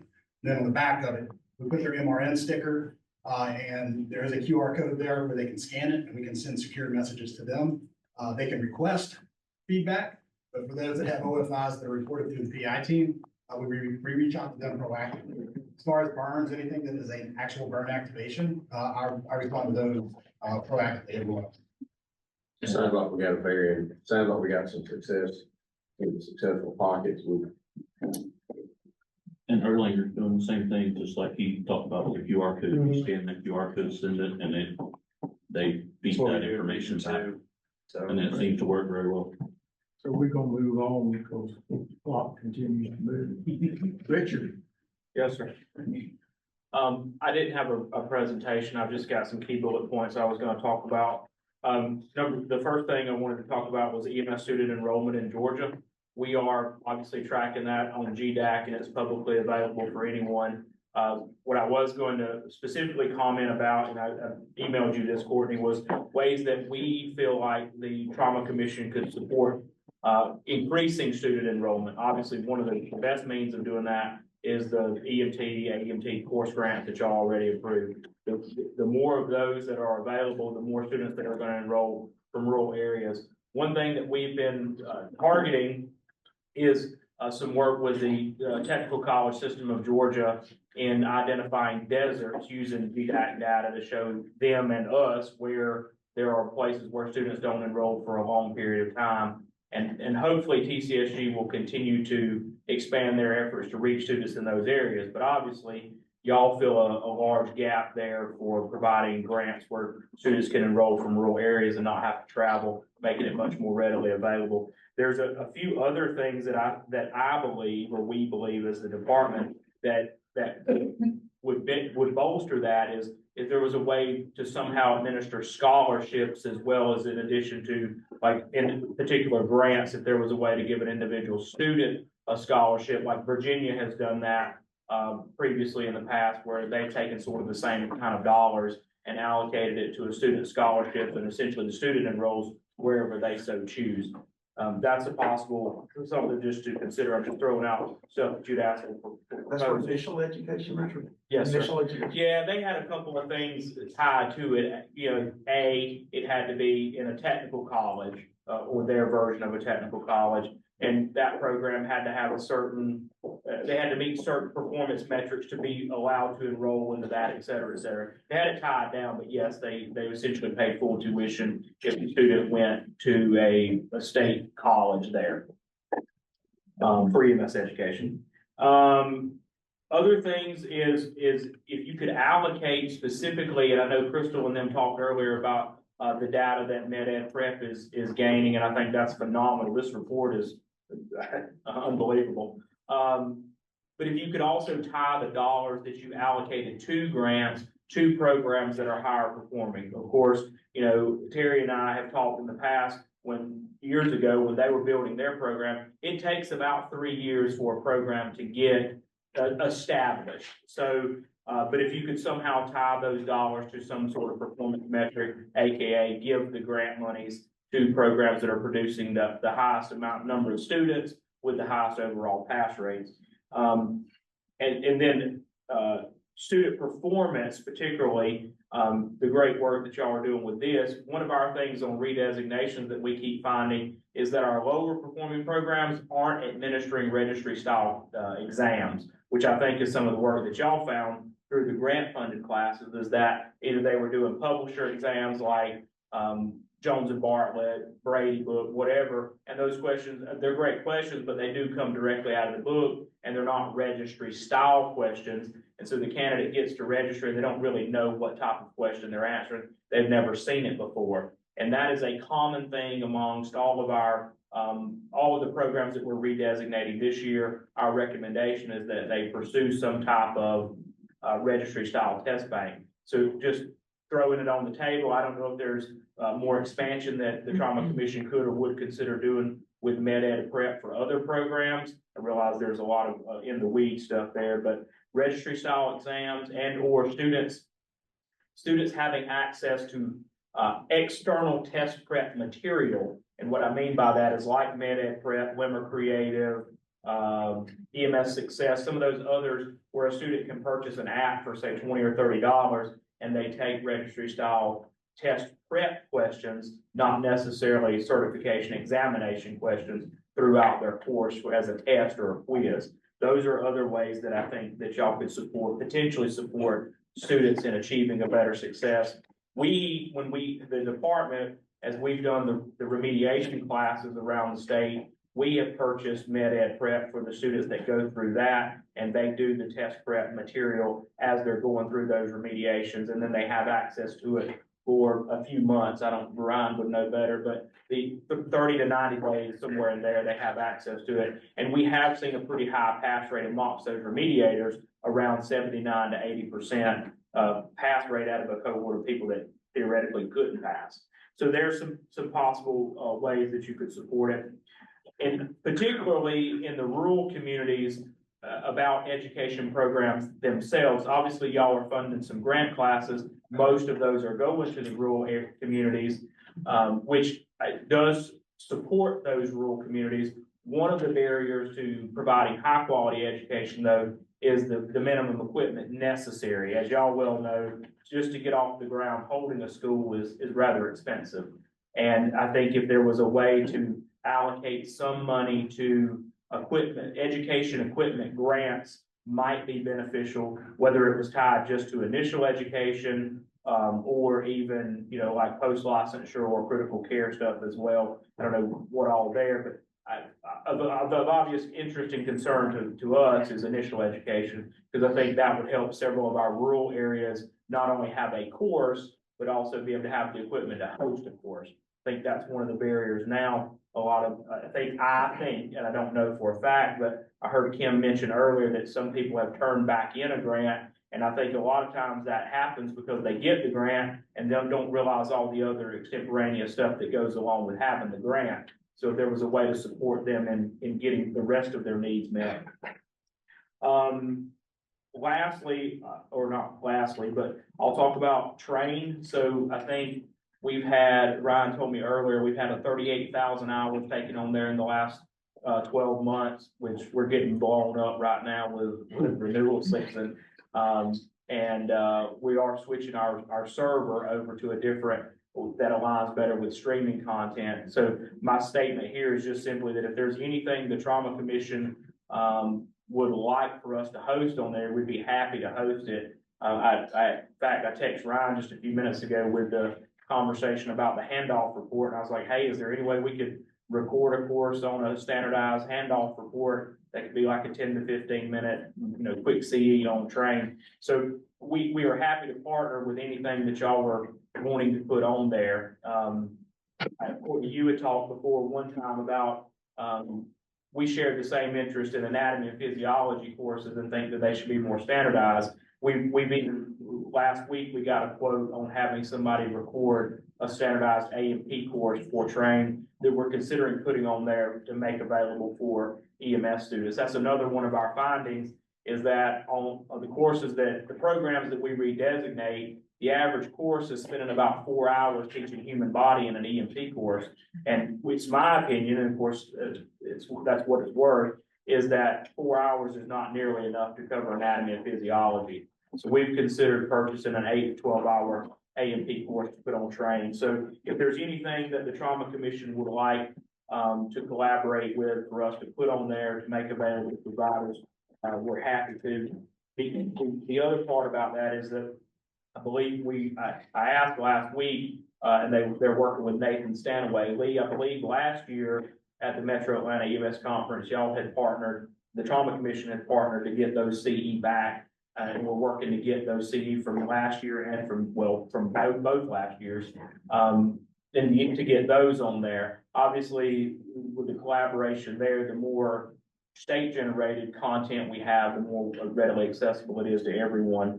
And then lastly, we're working on some instructor development stuff. That's another finding that we've had in our redesignations, is that a lot of our newer instructors don't feel adequately prepared to take over a course, which I don't think that anyone who's ever stepped into a classroom to teach on day one felt prepared on day one. I know I certainly didn't. And I don't think that taking any one particular course is going to magically make them feel that way. But if any of you were on the consortium meeting on Tuesday, we are discussing at the department of creating a state course like we used to have back, I don't know how many years ago, it was referred to as Hell Week. And the consortium is helping us to put that together. And our goal is to go sort of back to that model where the state teaches an instructor course so that we can meet our programs where they are and hopefully mitigate some of the issues that we're finding in our redesignation where the instructors aren't prepared, don't know exactly what to do. And make sure that we align industry best practices with what's actually occurring in the classroom. So I don't really necessarily have a proposal or ask. Those are just things I wanted to put out to the group, and that's it for me. You did that in 9 minutes. I just want you to know. That's awesome. That's a first for me. I'm sorry, 8 minutes and 54 seconds. Unbelievable. Hey, Richard, Yes, sir. do y'all have is on train, is there a 1 hour class that gives 40 hours credit? For nominal fee. If you and Kelly were here, I'd have it up and running right now. I mean, there's a 1 hour class that you take 3 times for 3 hours. We don't need those comments. Richard, you send that today? No, sir, I sent it the other day. You responded back, said thank you.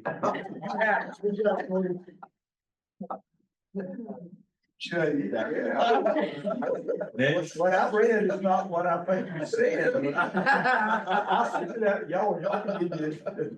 I read right off my notes, Courtney. Good deal. I will send that out to the group. I almost promise it. I do. Artec, hey, Terry's got a question. I got a question. I was kind of waiting on y'all just a minute. So you were talking about some of the classes and having challenges or whatever, and turning the grants back in. I was gonna ask him and Kathy, could we get like the classes or the requests that were made that didn't go unfulfilled? Can y'all forward that information to us and like maybe why? So that'll give us some information, as far as like if it's not an instructor or if it's class or if it's you know, they couldn't get 12 in the seat, or is it equipment? And a lot of it's time constraints, some of them don't, you know, they have. Yeah, capability of- yeah, what are the barriers? So any classes that reached out to y'all and didn't come to fruition or whatever, we, if y'all don't mind, can y'all share that with us? Do you want all the added verbiage that they give us when they deny it? Because there's a lot of it. We can get Travis to pull that together and have it by the April meeting. Okay. Yeah, and whenever he gets it, if you want to send it to, Gabby or whoever and send it out, I think that would be interesting to see what missed opportunities are out there, because I know we can kind of see what classes are going on, and we see the success rates, but, you know, are there communities out there that's trying to put something together, and what are their barriers to being able to get that put together? Yes. All right, thank you. One thing we may want to consider looking at a grant for a startup. I think Richard's point well taken. Let's face it, we got deserts out there that where technical colleges are not doing training. And if the local service wants to start one, then there's a good bit of uphill to get started, and that might be something to look at. I got a couple of ideas on that too. I won't go into it today. Just roughly, about how many classes do y'all get applications from that don't come to fruition? I know I'm putting you on the spot, but is it? It's, since I came to Jimson in 2014, and when I took over the program, we roughly on an average get 5 to 6 annually that give it back for a reason. Now, I hadn't tracked those reasons over the 5 to 6 years. I'm sorry, since 2014, since I've been doing it, but, well, we can definitely see if we can pull some of that Yeah, information. and we don't want you to go back so far. We don't want to be that way. I don't want it to be that labor intensive, but like if you get the last couple of years is fresh in your mind and you know, you can give, you know, whatever's kind of easy to get to. I don't want you to go back to 2014, but you know, but if the last couple of years is pretty recent, that would be great to know how many missed opportunities we Yeah, might one of have. the things too is that we keep them to a very strict deadline on whether they're gonna turn it back in, because if we happen to have more applications than we have money to fill that, then what we wanna do is we wanna find out soon enough that we can reallocate that money to another service. And so that would be another, I mean, I'd like to know that too, you know, so for some that y'all had to move on because of the deadline, whatever the reason is, somebody reached out and applied for a class and it didn't get funded, they turned it back in, or they didn't meet the seat requirements, or they didn't meet the time requirements, or the class didn't begin, you know, it began too early or it ended too late. Any of that, I'd be interested in knowing anything there is. Terry, I will tell you that an instructor told me last week one thing, and I understand the restrictions and why we have a minimum number, but in a very small county, he said that basically he had 4, that went through the program, were completed the EMR program in his county. 4, that doesn't seem like much to you and I, but for him, in that small county, it made a world of difference. So I think that there's some consideration that needs to be given to some of these areas based on population and exactly what that service looks like, you know, and maybe what the criteria is. That makes sense. So if y'all can do some research and get back with us. Thank you. What I want to do, I can also provide you a list. One of the questions we asked on the needs assessment was, do you participate in grant funded education? And if they answered no, we asked what barriers they faced. And very often it was equipment and instructors, but I can get that list together for you as well. our tech coordinators, start with Region 1. Let's start with Region 1. All right, Give him 8 minutes. 8 minutes. He just agreed with me while. Just for that, I'm gonna give you 11. So first, I would like to say thank you, Mr. Chairman, and thank you, members of the EMS subcommittee meeting for, committee members for giving us the opportunity to, discuss our educational needs assessment and our ask. We based, our ask, off our needs assessment when we met with the leadership of the education and the leadership of Region 1. Each of you should have got a copy of this, I think, in your packet, so I'm not gonna bore you with the demographics. We had a pretty good, turnout of responses. And within that, we, listed our 5 top findings from our educational needs assessment that were, number 1 was access to proper equipment to provide realistic, STEMS training. It's up there, sorry. Burn education, and I'll include the pediatric hands-on trauma skills labs that we started doing. That's also been supported by our QA/QI project that we started within the region that is working as well off of QR codes. That's an anonymous submission that comes to our committee, that lets us have another way to look at, and burn and pediatric has shown itself within that PI committee, looking at those things. And then airway and needle decompression hands-on skills. And then our DART training, that we have the disaster assistance response team. Most everybody in the room is familiar with that we have in Region 1. That's every service in the region and it's a participant. That seems to find its way everywhere throughout the state when a disaster happens. So with that, our recommendations and our ask is to purchase trailer and the equipment to include SIMs to have available to the region. We have a trailer already that's located over on the far side of the region at one of our bigger services. That's a small trailer with equipment that was from previous grant funded money from the Trauma Commission years ago. We still utilize that to this day. It's for the other side of the mountain with Region 1. It's hard for them to get over, get access to that trailer. We identified that those were the main ones in our education assessment that didn't have access to equipment that they needed to be able to do that in-house training that also showed there that they liked. And then we, to provide 6 to 8 4-hour burn treatment in services within the region. We already have 2 of those scheduled that we're trying to get started. And then we're asking to do 2 to 4 8-hour pediatric hands-on sim days. We completed one last year, very well attended with over 120 people during that day from the region. So we're asking to do more of those, and then to do a DART train the trainer course, and then a DART course for within the region. And just some things we're already addressing, as already mentioned, we've already got 2 burn classes scheduled. And we've already got 1 pediatric SIMS day that's in the works that we've already got scheduled that we had the funds to be able to get out there and to be able to do that. So our total ask is $30,000. You can see the breakdown there for they're done in different projects. The trailer and equipment, with the equipment being the biggest cost of $16,234 for the equipment, and then the trailer cost.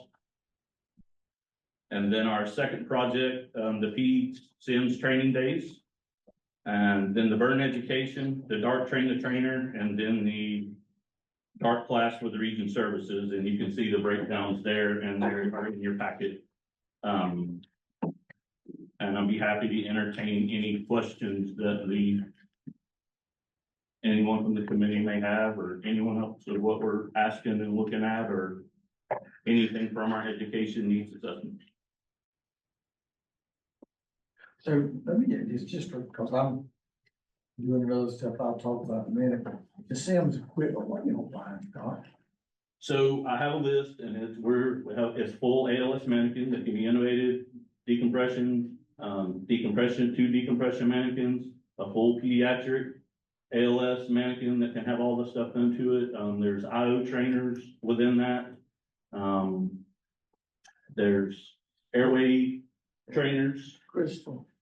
So where I'm headed with that is there value in us standardizing SIM equipment across the state?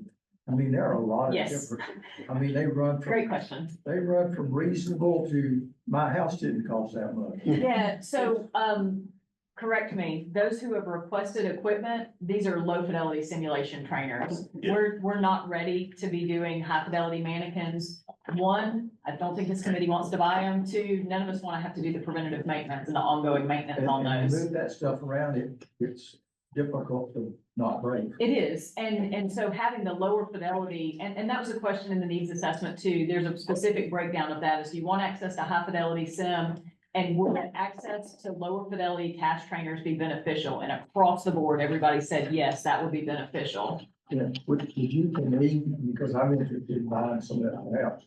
I bought some. I don't know if we bought what you bought. I don't think they recommend using chicken legs anymore. What the hell did you say? That's frowned upon, correct. So I have it all here. Chicken for nothing. I have it all here in the spreadsheet of the list of and the quote, Okay. so I can send it to you if If you you'd would, like to see that. and look at it. just for my knowledge. All right.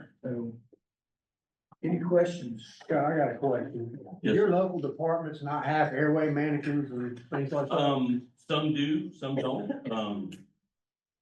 I've spot checked a few because I wanted to see, that was my same question, because one of the services that I ran for years, I know they had that equipment. Yes. And when you look through change of their leadership, I'm not really sure what happened, but they sure don't have the same equipment they, well, you know, when I was there. So some do, our bigger services. They've got the financial support and have that stuff. The smaller services that are over on the other side of the mountain, which is typically where those are at, they don't have the funding sources and don't have that. They struggle to keep ambulances on the road, to be honest with you. And I know that, I lived that because I ran the service. And it's just it's something that they go up against, and most of them are attached to fire-based services, and you are as well, and And I just want to make one statement about the survey, because myself, and several other leaders in our area, and I've asked some educators too, the question about simulation training, I took it as high fidelity. I didn't read it as the equipment that's being requested today as low fidelity. Yeah, and I intended that question as a high fidelity question. The follow-up question was that, do you have access to even task trainers or lower fidelity equipment? Would that be beneficial? So those were two separate questions. But you're right, the first one specifically about simulation was, do you have a lab that you can go work in? Do you have, and I probably should have quantified that a Yeah, little it's bit kind more. of confusing because we have all these requests now as Sims, Mhm. which kind of to me, were parallel with Yeah. your we- survey. We don't have consistent terminology. I would agree with that. What the RTAC coordinators are asking for doesn't have, we don't have any computers. Yeah, and I So can't, we're I personally don't traumatized. think those are worth the money. I know it, I worked for a technical college for a year that had probably $100,000 simulation mannequin that never got turned on. Yeah. So I think, they're I very think a hard. better use would be partnership with people who are already running that equipment Yes, and like have the it hospitals. versus us recreating that specific Okay, wheel. thank you. Yeah. yeah, and this is, and I'll send the list out so that everybody can see. I've got the list right here. That's exactly what it is that we're asking for, even down to the item number and where it came from, if you would like to look at And it. I wasn't questioning what you. No, I No, understand I'm just exactly trying to what get you're your information, so if you've done the work, then I'll take credit for it one day. Sure, I'm okay with you taking credit for as long as you give me the money. Any other questions, Scott? Is Kyle here? Yep, Kyle's here. Kyle, how are you, sir? Doing well, doing well. Thank you again, Mr. Chairman, for granting some time to discuss our proposals. The big thing, kind of echoing what Crystal talked about, when you looked at our survey, you know, majority of the people were senior, you know, EMS professionals in there. And kind of the big three for us was employer provided education, access to simulation, and then competence and trauma skills. And so the request, every year we do our trauma symposium, and the big chunk of that symposium is kind of AV equipment, that's roughly between $20,000 to $25,000. In order to have the AV equipment to provide in-house and hybrid access to participants. And so the ask for that would be $25,000. And the reason for that is we really feel that there's a value in the experience. We have over 600 participants in the symposium, one of the largest symposiums in the state. And so in order for us to continue that value, we're just seeking some assistance to kind of offset some of the costs.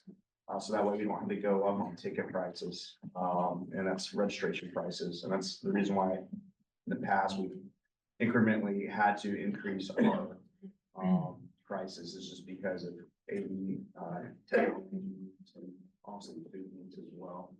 The second request would be a pediatric skills lab. So Scott, he reported out during one of our last coordinator meetings, the success, and we kind of want to join forces with our EMSC, with Team Johnson and Brandon Gibson to kind of facilitate on this and replicate those skills labs. And so this will cover instructor compensation, and technology needs.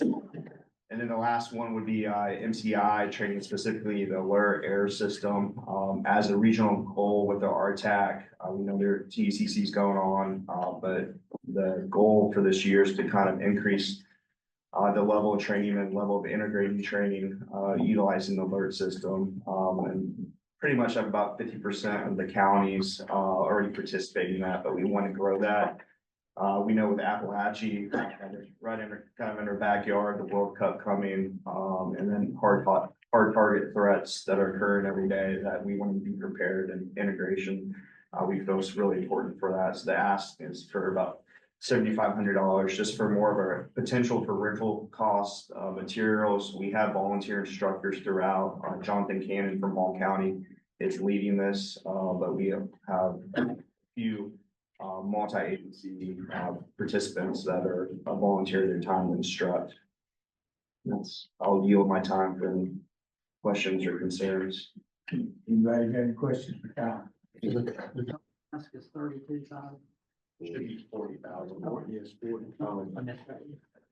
How many attending y'all have at y'all's symposium? So, in person, roughly 500, and then last year we had 100 virtual. What was fee for last year? So fee, for last year for EMS professionals, $60, for nursing, 75, and physicians was like 150, APPs were 125. What was the distribution between the three groups? So roughly about 45%, I would say, is EMS professionals, and then 50% nursing, and then 5%, APP physician involvement. So the AV technology you got here, Kyle, is that a rental fee or Yeah. professional fee for them? It'd be professional fee for who we contract with, Daniel Stansel. So that's a cost that you currently are incurring, but it's rental. 'Cause I was gonna ask a question about, I didn't know if that was like buying specific equipment. No, so we do utilize there is a partnership with Northeast Georgia that we do utilize some of their AV equipment for that, but for the big bulk of it, we utilize Daniel Stansel, has his company that we utilize for the last 4 to 5 years. So this cost would be representative Yeah. of what? Okay. Correct, and wouldn't be purchasing any equipment, any AV equipment, it's just more rental and personnel. So Richard, directed to both y'all. Is there an opportunity there with 600 people roughly between what was online? Is there an opportunity, since they're feeding it online, to also take that and put it in training? Absolutely. 600 people, that's a phenomenal turnout. You have the opportunity to take it there and place it in training if it's already being fed.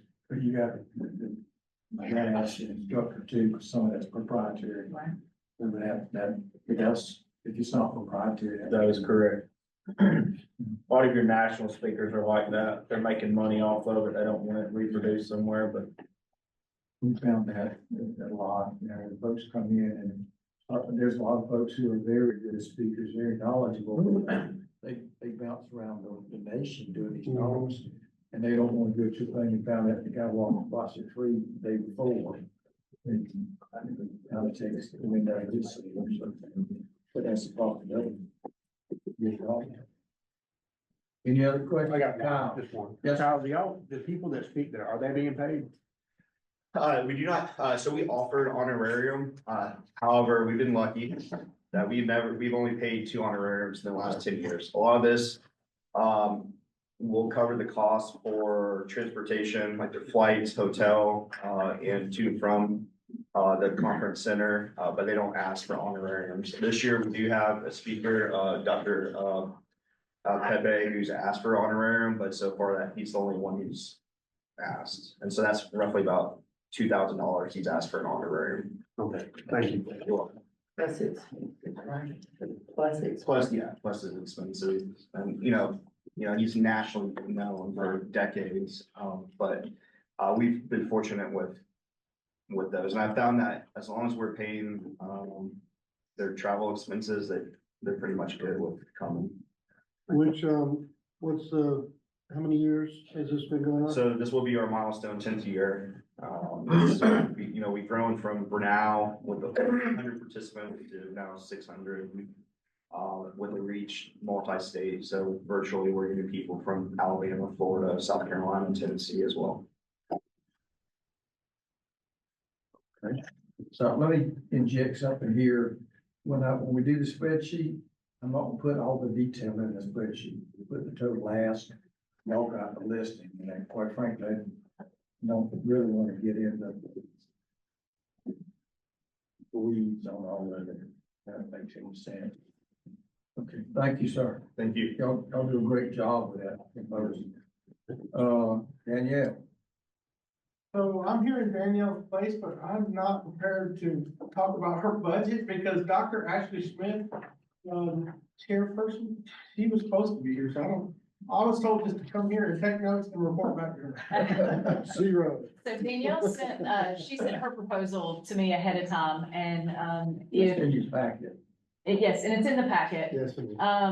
So Region 3 specifically, her survey indicated from the provider level that they felt that many classes were unreachable by them. The number of classes taught in their area just wasn't enough to meet the ton of providers that are there. And for context, everybody had really great response rates across their region. I think Region 3 had almost 33% of the survey responses. So they want more access to training and, they had some really specific things that came up with pediatrics, like everybody in pediatric trauma, and they are very uniquely positioned to do some pediatric trauma work with the chair, Dr. Alexis Smith, pediatric trauma surgeon. So they want to do quarterly pediatric symposiums, very similar to what Scott started in Region 1 that I think many regions are trying to replicate. So that would be a quarterly training that rotated throughout their region and had multiple opportunities for people to participate. So like an 8 o'clock and 11 o'clock or 1 o'clock, something like that, that there was tons of opportunity to run additional people through. So the request for that is $20,000, $5,000 per class, and it would cover rental if it wasn't free, and then support of student costs, food, et cetera. And then Danielle highlighted the importance of the conference that's done in Region 3, the Metro EMS conference, and requested ongoing support for that conference. I know it's been a line item for this committee for a while, but she included that in her budget for the $10,000 support for the ongoing work of that conference. So total ask $30,000, most of it to cover pediatric education. So let me throw out another wrinkle for y'all to just put in your back of your brain. So Scott has got a 501c3. They don't, to manage the funding, they don't have a mechanism in that RTAC to handle the funding. So What are you talking about, Region who? Region 3. So I didn't look at Region 2, I don't know. Yeah, we got the. Yeah, we utilize the North Georgia Community Foundation, and we've done that for years. I think Region 5 and a few other regions do as well. So So that may be good. some of this may be a decision tree on how we, if we do this, how we do it. And that's, I don't know that that's anything this group needs to worry about, that it will have to be worried about on it. Okay. Well, Gabby, it was back note too. I mean, we've already, we supported Region 3 with $10,000 for the Metro Atlanta conference. Well, that How does that conference match? has got a 501c. The So conference is that what separated. this, is that what this 10,000 you It would said go to is that supported? 501c3, the ongoing support of that conference. Did they ever claim their money last year? They Yeah. did. Yeah. They did. Yeah, they've got their own 501c. And That's we why my know that that's a parents- barrier, where to house the money across the regions, but many regions, I would say most regions have figured that out. It's something that we can overcome. Yeah, Region 10 last year for that very reason, they started up the Region 10 Directors Association, which is a 501c3. And that's the discussions we've had about where the money would probably be planted for them. And that's for any ongoing grants. If you want to try to get a grant from anywhere, you gotta have somewhere for the money to go. Right, and just like us with ours, we have a board and everything and every penny that's spent out of that board still votes on to allocate those monies towards that. Now, they have seen this as well and have done that, but they still vote and that still goes before them to put forward. So I'm getting myself a little bit ahead, but y'all asked for a trailer. So is that where these trailers are gonna reside when they're buying vehicles, quasi? And this was our discussion, because I got a bad history with trailers. Scott has a better history with trailers. Well, yours has been stolen 3 times. Well, it's never been stolen. It was just I'd say yours is better. it was just 2, and the one got stolen twice. He was keeping it in a bad place, you think? It's funny when you're talking to him one day and he walks behind a hospital and you hear him say, oh, blink, blank, it's missing again. One of Yeah, them was so- parked behind the hospital. I would not have been able to back to it with my trailer or my truck to hook up to it by myself. I'd have had to have a spotter. This guy was high on crack cocaine. He was there visiting a family member. He saw that trailer. Excuse me for taking up the time. So Nancy, You got 10 minutes.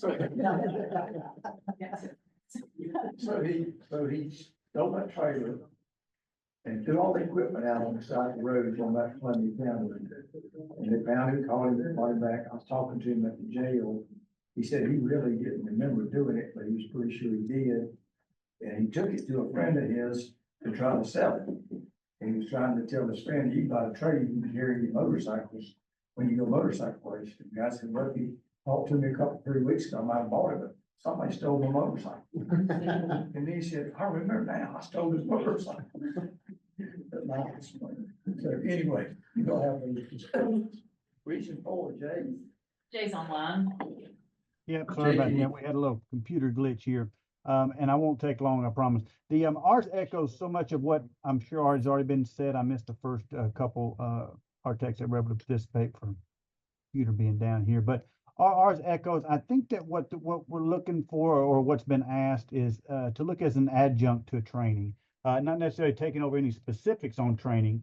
No massive financial asks other than support for our trauma symposium, which ironically hits almost every one of the needs that were identified in the needs assessment from an educational needs. Burns, pediatrics, I mean, the same ones everybody else kind of seen across the system. So support for that. This year we were able to find some money to support it. And then we had some hospitals that participated, Grady and Wellstar and Piedmont all helped to assist with that program as well. And then one of our other asks was how we can better share our own offerings across the region. If we've got one system that's doing something, how can we support it? We hate seeing classes going, unfilled when others might be able to join. So we're looking at maybe a little listserv obligation. We use it in the neurology world that would go out to everybody, very similar to a social media type post, but maybe a little more controlled than that, to be able to alert everyone to the needs across the region. And that was our only 2 real big financial asks. I'm available for any questions, but I think we fall in line with most of the needs in the assessments. We had good participation in the survey, so we feel like we've got good data to act on.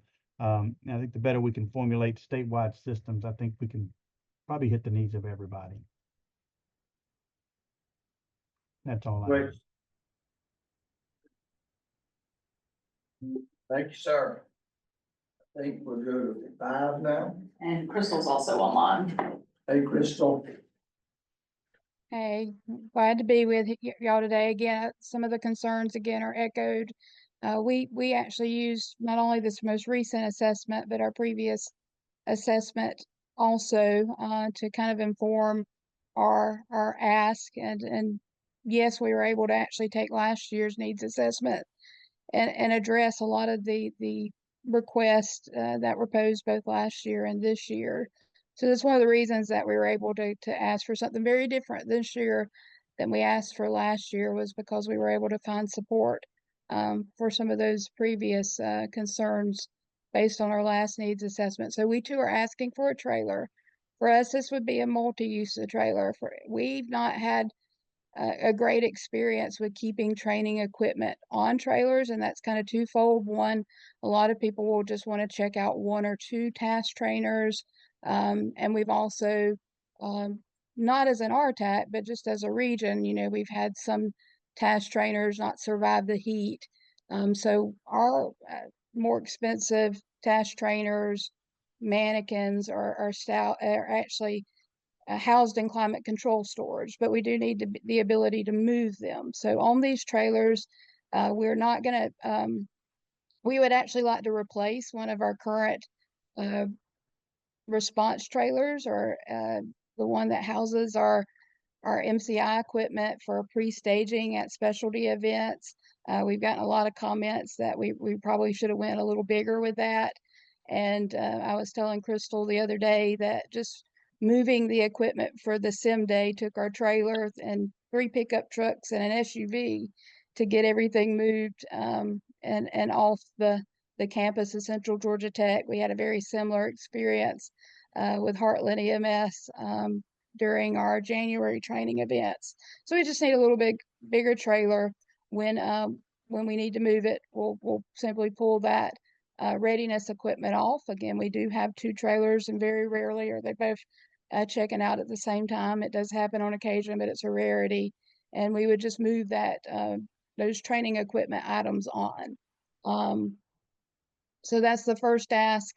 Wanted to have a little leadway there. The trailer that we're actually looking at is about $13,000. But again, we're hoping to be able to trade in our trailer. And I was kind of telling Crystal, prices are going to change. We anticipate that. And if we can't get the one that we're eyeballing, we can do with another one. We really want to kind of grab one off the lot, if at all possible, once the funding becomes available. The second is the regional training equipment cache. Again, we do have several cache equipment items that stay checked out with fair regularity.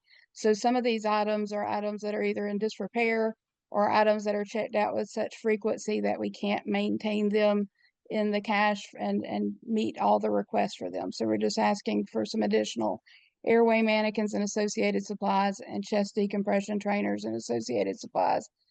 And then finally, to meet the needs that we're seeing in our region, we obviously do quite a lot of training, but to really drive systemic change, we know that we really got to start targeting our clinical educators more, challenging them to take these education pieces home.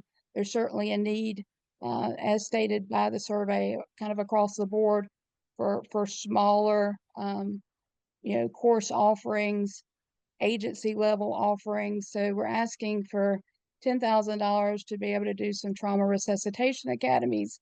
And just maybe one offering a quarter. They will vary between 4 and 8 hours. Even if it's a 4-hour block, we would probably do 2 in a day so that we could capture people at various shifts or various times of the day. But we also want to make sure they go home and knowing that they have support with the regional equipment, and access to the presentations that we deliver and utilize to train the trainer. So it was. And that's all that I have to propose. Any questions for Crystal? I would say, Crystal, you was talking about the size of the trailer, and I'm not familiar with, exactly the figures, but you said something, I think, about $13,000 trailer you wanted. I'd encourage you that if that's what you need and we're asking for, I would encourage you to put in, for whatever it is you're needing. And I appreciate that. We also knew that we were going to have some items we were going to trade in our existing trailer. So we think that, we would be able to do that. But I do know the one that we're looking at currently is 13,000, but that one may or may not be available once the funding is awarded. Question. Crystal, I did take the pediatric online classes you did a couple of weeks ago. Very well done. I appreciate that very much. Well, thank you. We had a really good time with that. I don't know that we'll do the virtual and the other one back to back anymore, but it was certainly a great time, a good team effort. Several regions. I want to thank our friends from Region 4, Region 9, and Region 6 and Region 3 for kind of pitching in and helping make that happen. Any questions, Crystal? Region 7, Brian. Good afternoon. Thank you, Mr. Chairman, for allowing us the time to request our needs. First of all, I want to extend my deepest apologies for not being in person today. Many, I've experienced two recent loss, both my brother and my father in the past couple of weeks. So it's been a little bit challenging emotionally time for me. And I appreciate the understanding and support from all of you, the ones that reached out to me. So with that being said, I've kind of last minute putting this together. Just like anybody else, we got kind of you got all the stats there. Most of our responses had less than 5 years of experience. We had the same training problems, trauma resuscitation, airway management, needle chest decompression. And we just, related that to being the lack of experience out there in the streets. Most of our experience now are either in management or supervisory roles, or either retiring or getting ready to retire. The people on the truck, the medics and EMTs are getting younger and younger. We're actually hiring them at 18 years old at our service, and that's just really scary. Of course, they prefer the platform education and hospital in-house training and in-house more than the others. And then the barriers we had were going to be the distance, the time, and sometimes it was the lack of communication from management. So what we're requesting is a total of $13,650, and the projects we're looking for, since we're having some problems with airway management, one of them was the airway lung course. It's an 18-hour online course that we can purchase and own, and we own the thumb drive, the books, all the materials, and this course can be checked out to be taken, and it breaks it down to adult, pediatric, laryngoscope, everything, all the airway management, and hopefully get them better trained than that. That was one of our main projects we wanted to get. And then, of course, project 2 was the ITLS course, which we have once a year, typically through GIMSA. It is our second most requested course outside of the Trauma Skills Lab, which we're really grateful for. The one we just had was the largest turnout we had, thanks to Kim and them. We really would like to have more ITLS courses, and Dwayne and I had, and Mary and I got together with this to split up the region, try to have one in the north part of the region, one in the south part of the region. Because of the distance thing, people are, saying they can't make it. We used to have a pretty decent turnout, but we could have better turnouts for ITLS, because that's where they can get this needle chest decompression training, they can get their airway training, pretty much everything that we're lacking in the ITLS course. So we would like to host more. Obviously, we got to purchase the books this one time because the books are up to be renewed. So we got to purchase them for at least one of the courses. If we can have a second course, then the books will be good for at least 5 years, hopefully. So we don't have to purchase that for the second course. And I do have that in there just for the one course only. And then our last project is the meeting aisle 3. We feel like that could benefit us to have some online training through our trauma center and the conference center. We can put on some courses there and use the aisle 3 360 to help the trainers, the instructors put on the courses for the ones that can't make it, and help host online courses. And it would also help us with our actual RTAC meetings, and we don't have one. We do have one with our Region 7 EMS director. He's not always at the meetings with us. We feel like it could benefit us that way. That's what we're requesting, and I'd open this up for any discussions or questions. The airway and lung course, is that a standardized course? Is that something you're going to develop? No, it's already standardized course. It's a program already out there. You purchase it. It's on the USB thumb drive. It's also printed materials as well. It's going to be an online 18-hour course that's already created, and we can sort of have it checked out for whatever agency wants to use it, and it can be any of the counties we have. They can check it out and use it and take the course and get better trained in the airway management. Does it have a limited number of participants that can use it in a period of time? So what Mary and I, we did all the research we could on it, and we could not find any limitations on it. It was like, for what we come up with, it's unlimited. There was no certain number of uses. They said once you purchase it, you own it, and you can use as much as you want. So train, Richard, is that an option to go and train? And that seems like a dang good deal. Yeah, Mary and I was the same way. We tried we did all the research we could, and there was nowhere in there was there any limitation on usage. As long as it's not copyrighted and there's no proprietary restrictions, yes. When I see somebody sells, they got little. Yeah, somewhere, yeah. Yeah, But anyway, that's worth looking into. yeah. It's a really good option, yeah. Any other questions? All right, Region 10. Hey, just real quick, so what is the name of that course? I'd like to just Google it. Is it, am I missing it? Is it on? Railway loan course, I just sent it to your phone. Oh, thank you, okay. purchase self-study. Scott's a step ahead. Yeah. He Googled it, so thanks. Region 10. So our key findings in our assessment for Region 10 was that providers were asking for more training for airway management, MCI, trauma resuscitation, pediatrics, and burns.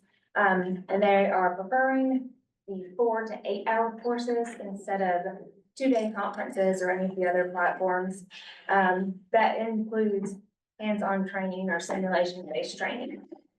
A lot of them reported that they have very limited access to any type of simulation training and would benefit to access from low fidelity task trainers.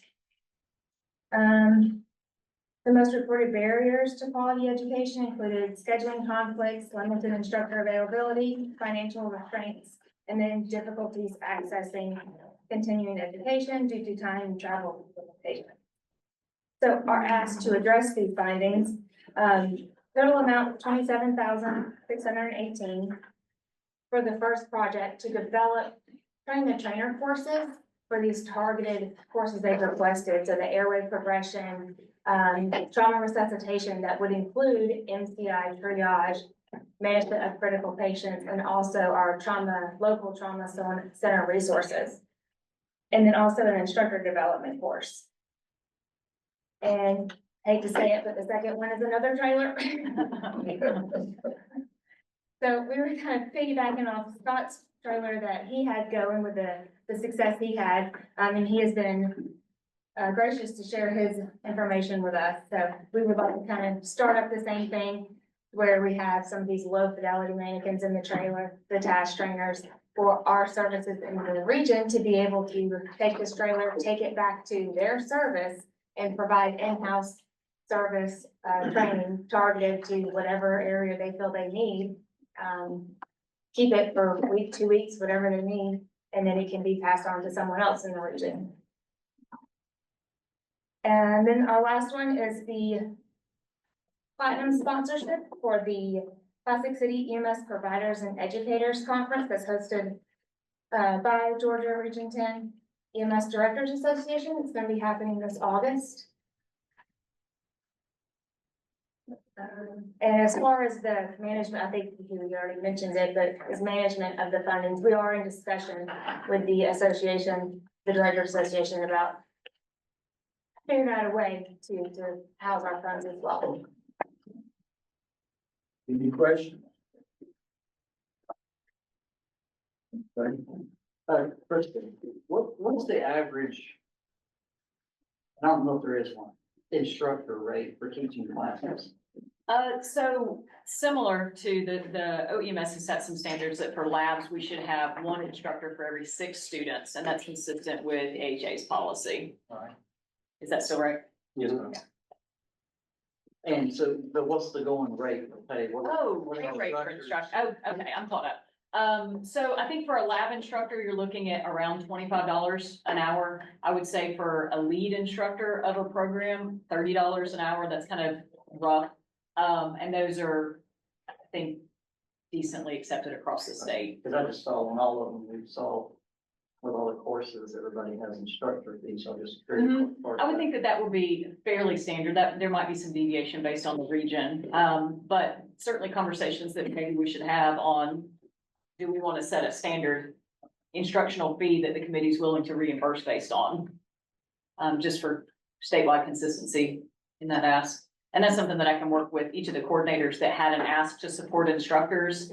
I can research that. Okay. And I don't remember when I looked at Kristen's, I think it was for 4 different courses at 4 hours per course. So, there'd be 4 I think instructors we per added an course for instructor 4 that hours. day, so we added another hour. Yeah, but it was using that $30 an hour metric and they can put on, again, 4, 5, 6 of those courses for the $2,000 that was requested. I only did 20.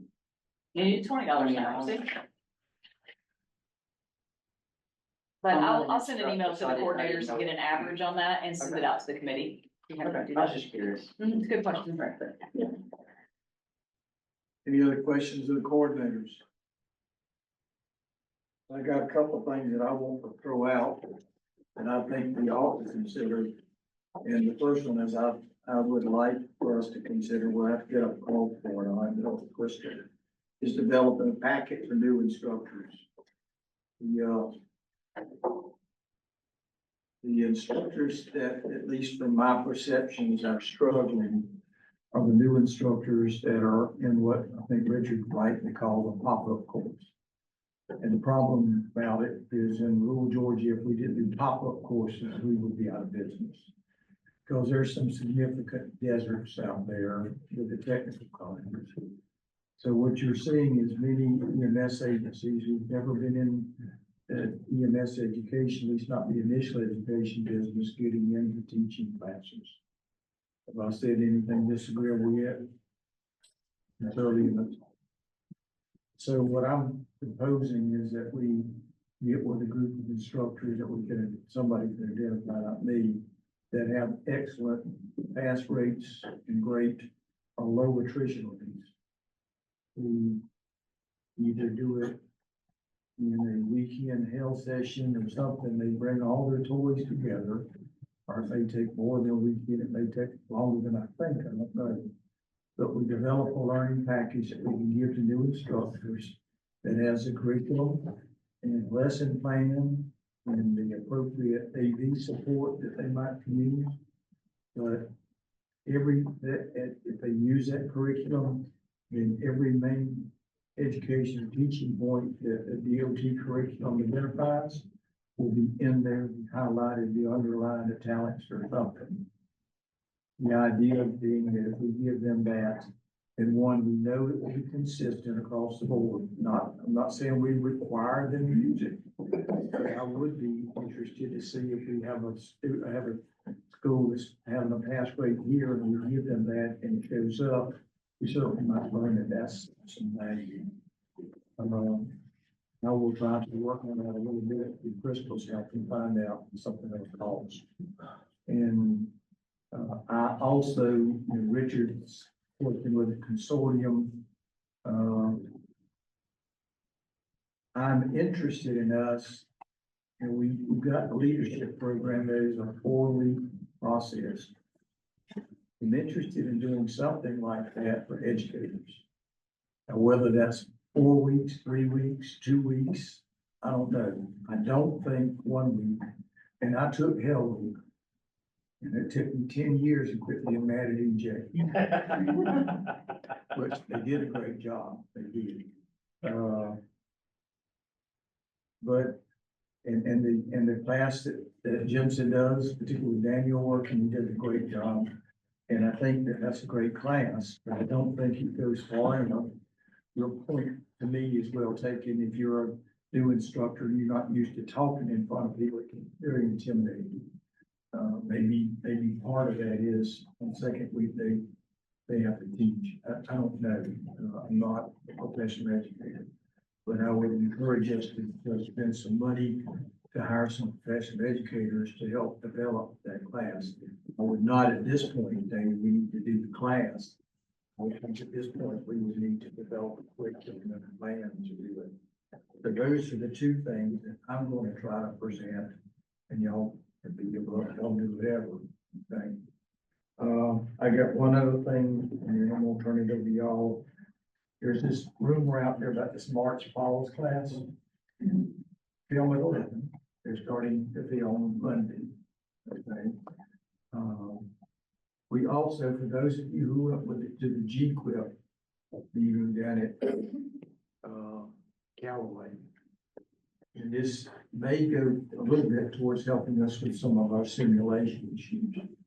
So the trauma, the March pause will be a series of 5 videos.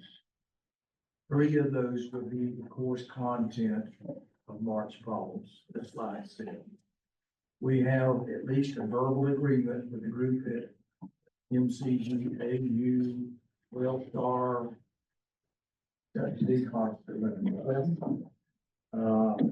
They are working on a fellowship program for simulation. We've got the lines, this is not, anyway, we're working with them about helping them do that March pause dollar to develop that process. So the 5 videos, one will be a video, I'm trying to figure out who to do it. But that video will be about the EMS system, or at least in my opinion, lack thereof. I talk to people, I tell them, my hero, W. Hemming, made a comment that every system works perfectly the way it's designed. EMS was designed in 1966 for the white label, and it was designed to pick up a patient and they can talk to it. It works perfectly well anyway. But what happened over those years is hospitals evolved. So now you got a trauma center that can save lives and get them there. Cath lab, if you get that blocking, if you leave, they don't have a heart attack.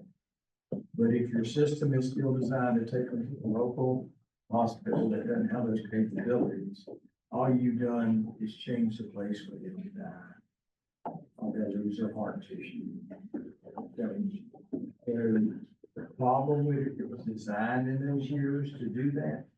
It is still funded to do that. You gotta figure out a way to fund it different. There's the philosophy in a lot of places in the state. Say anything that maybe anybody mad yet? They didn't have a joke.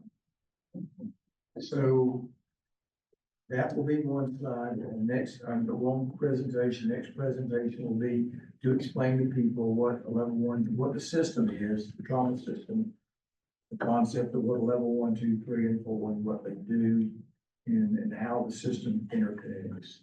I think Dr. Ashley and Leah have agreed to do most of that. And then the other 3, I said it wrong, the other 3 will be the March pause curriculum that we developed over eons.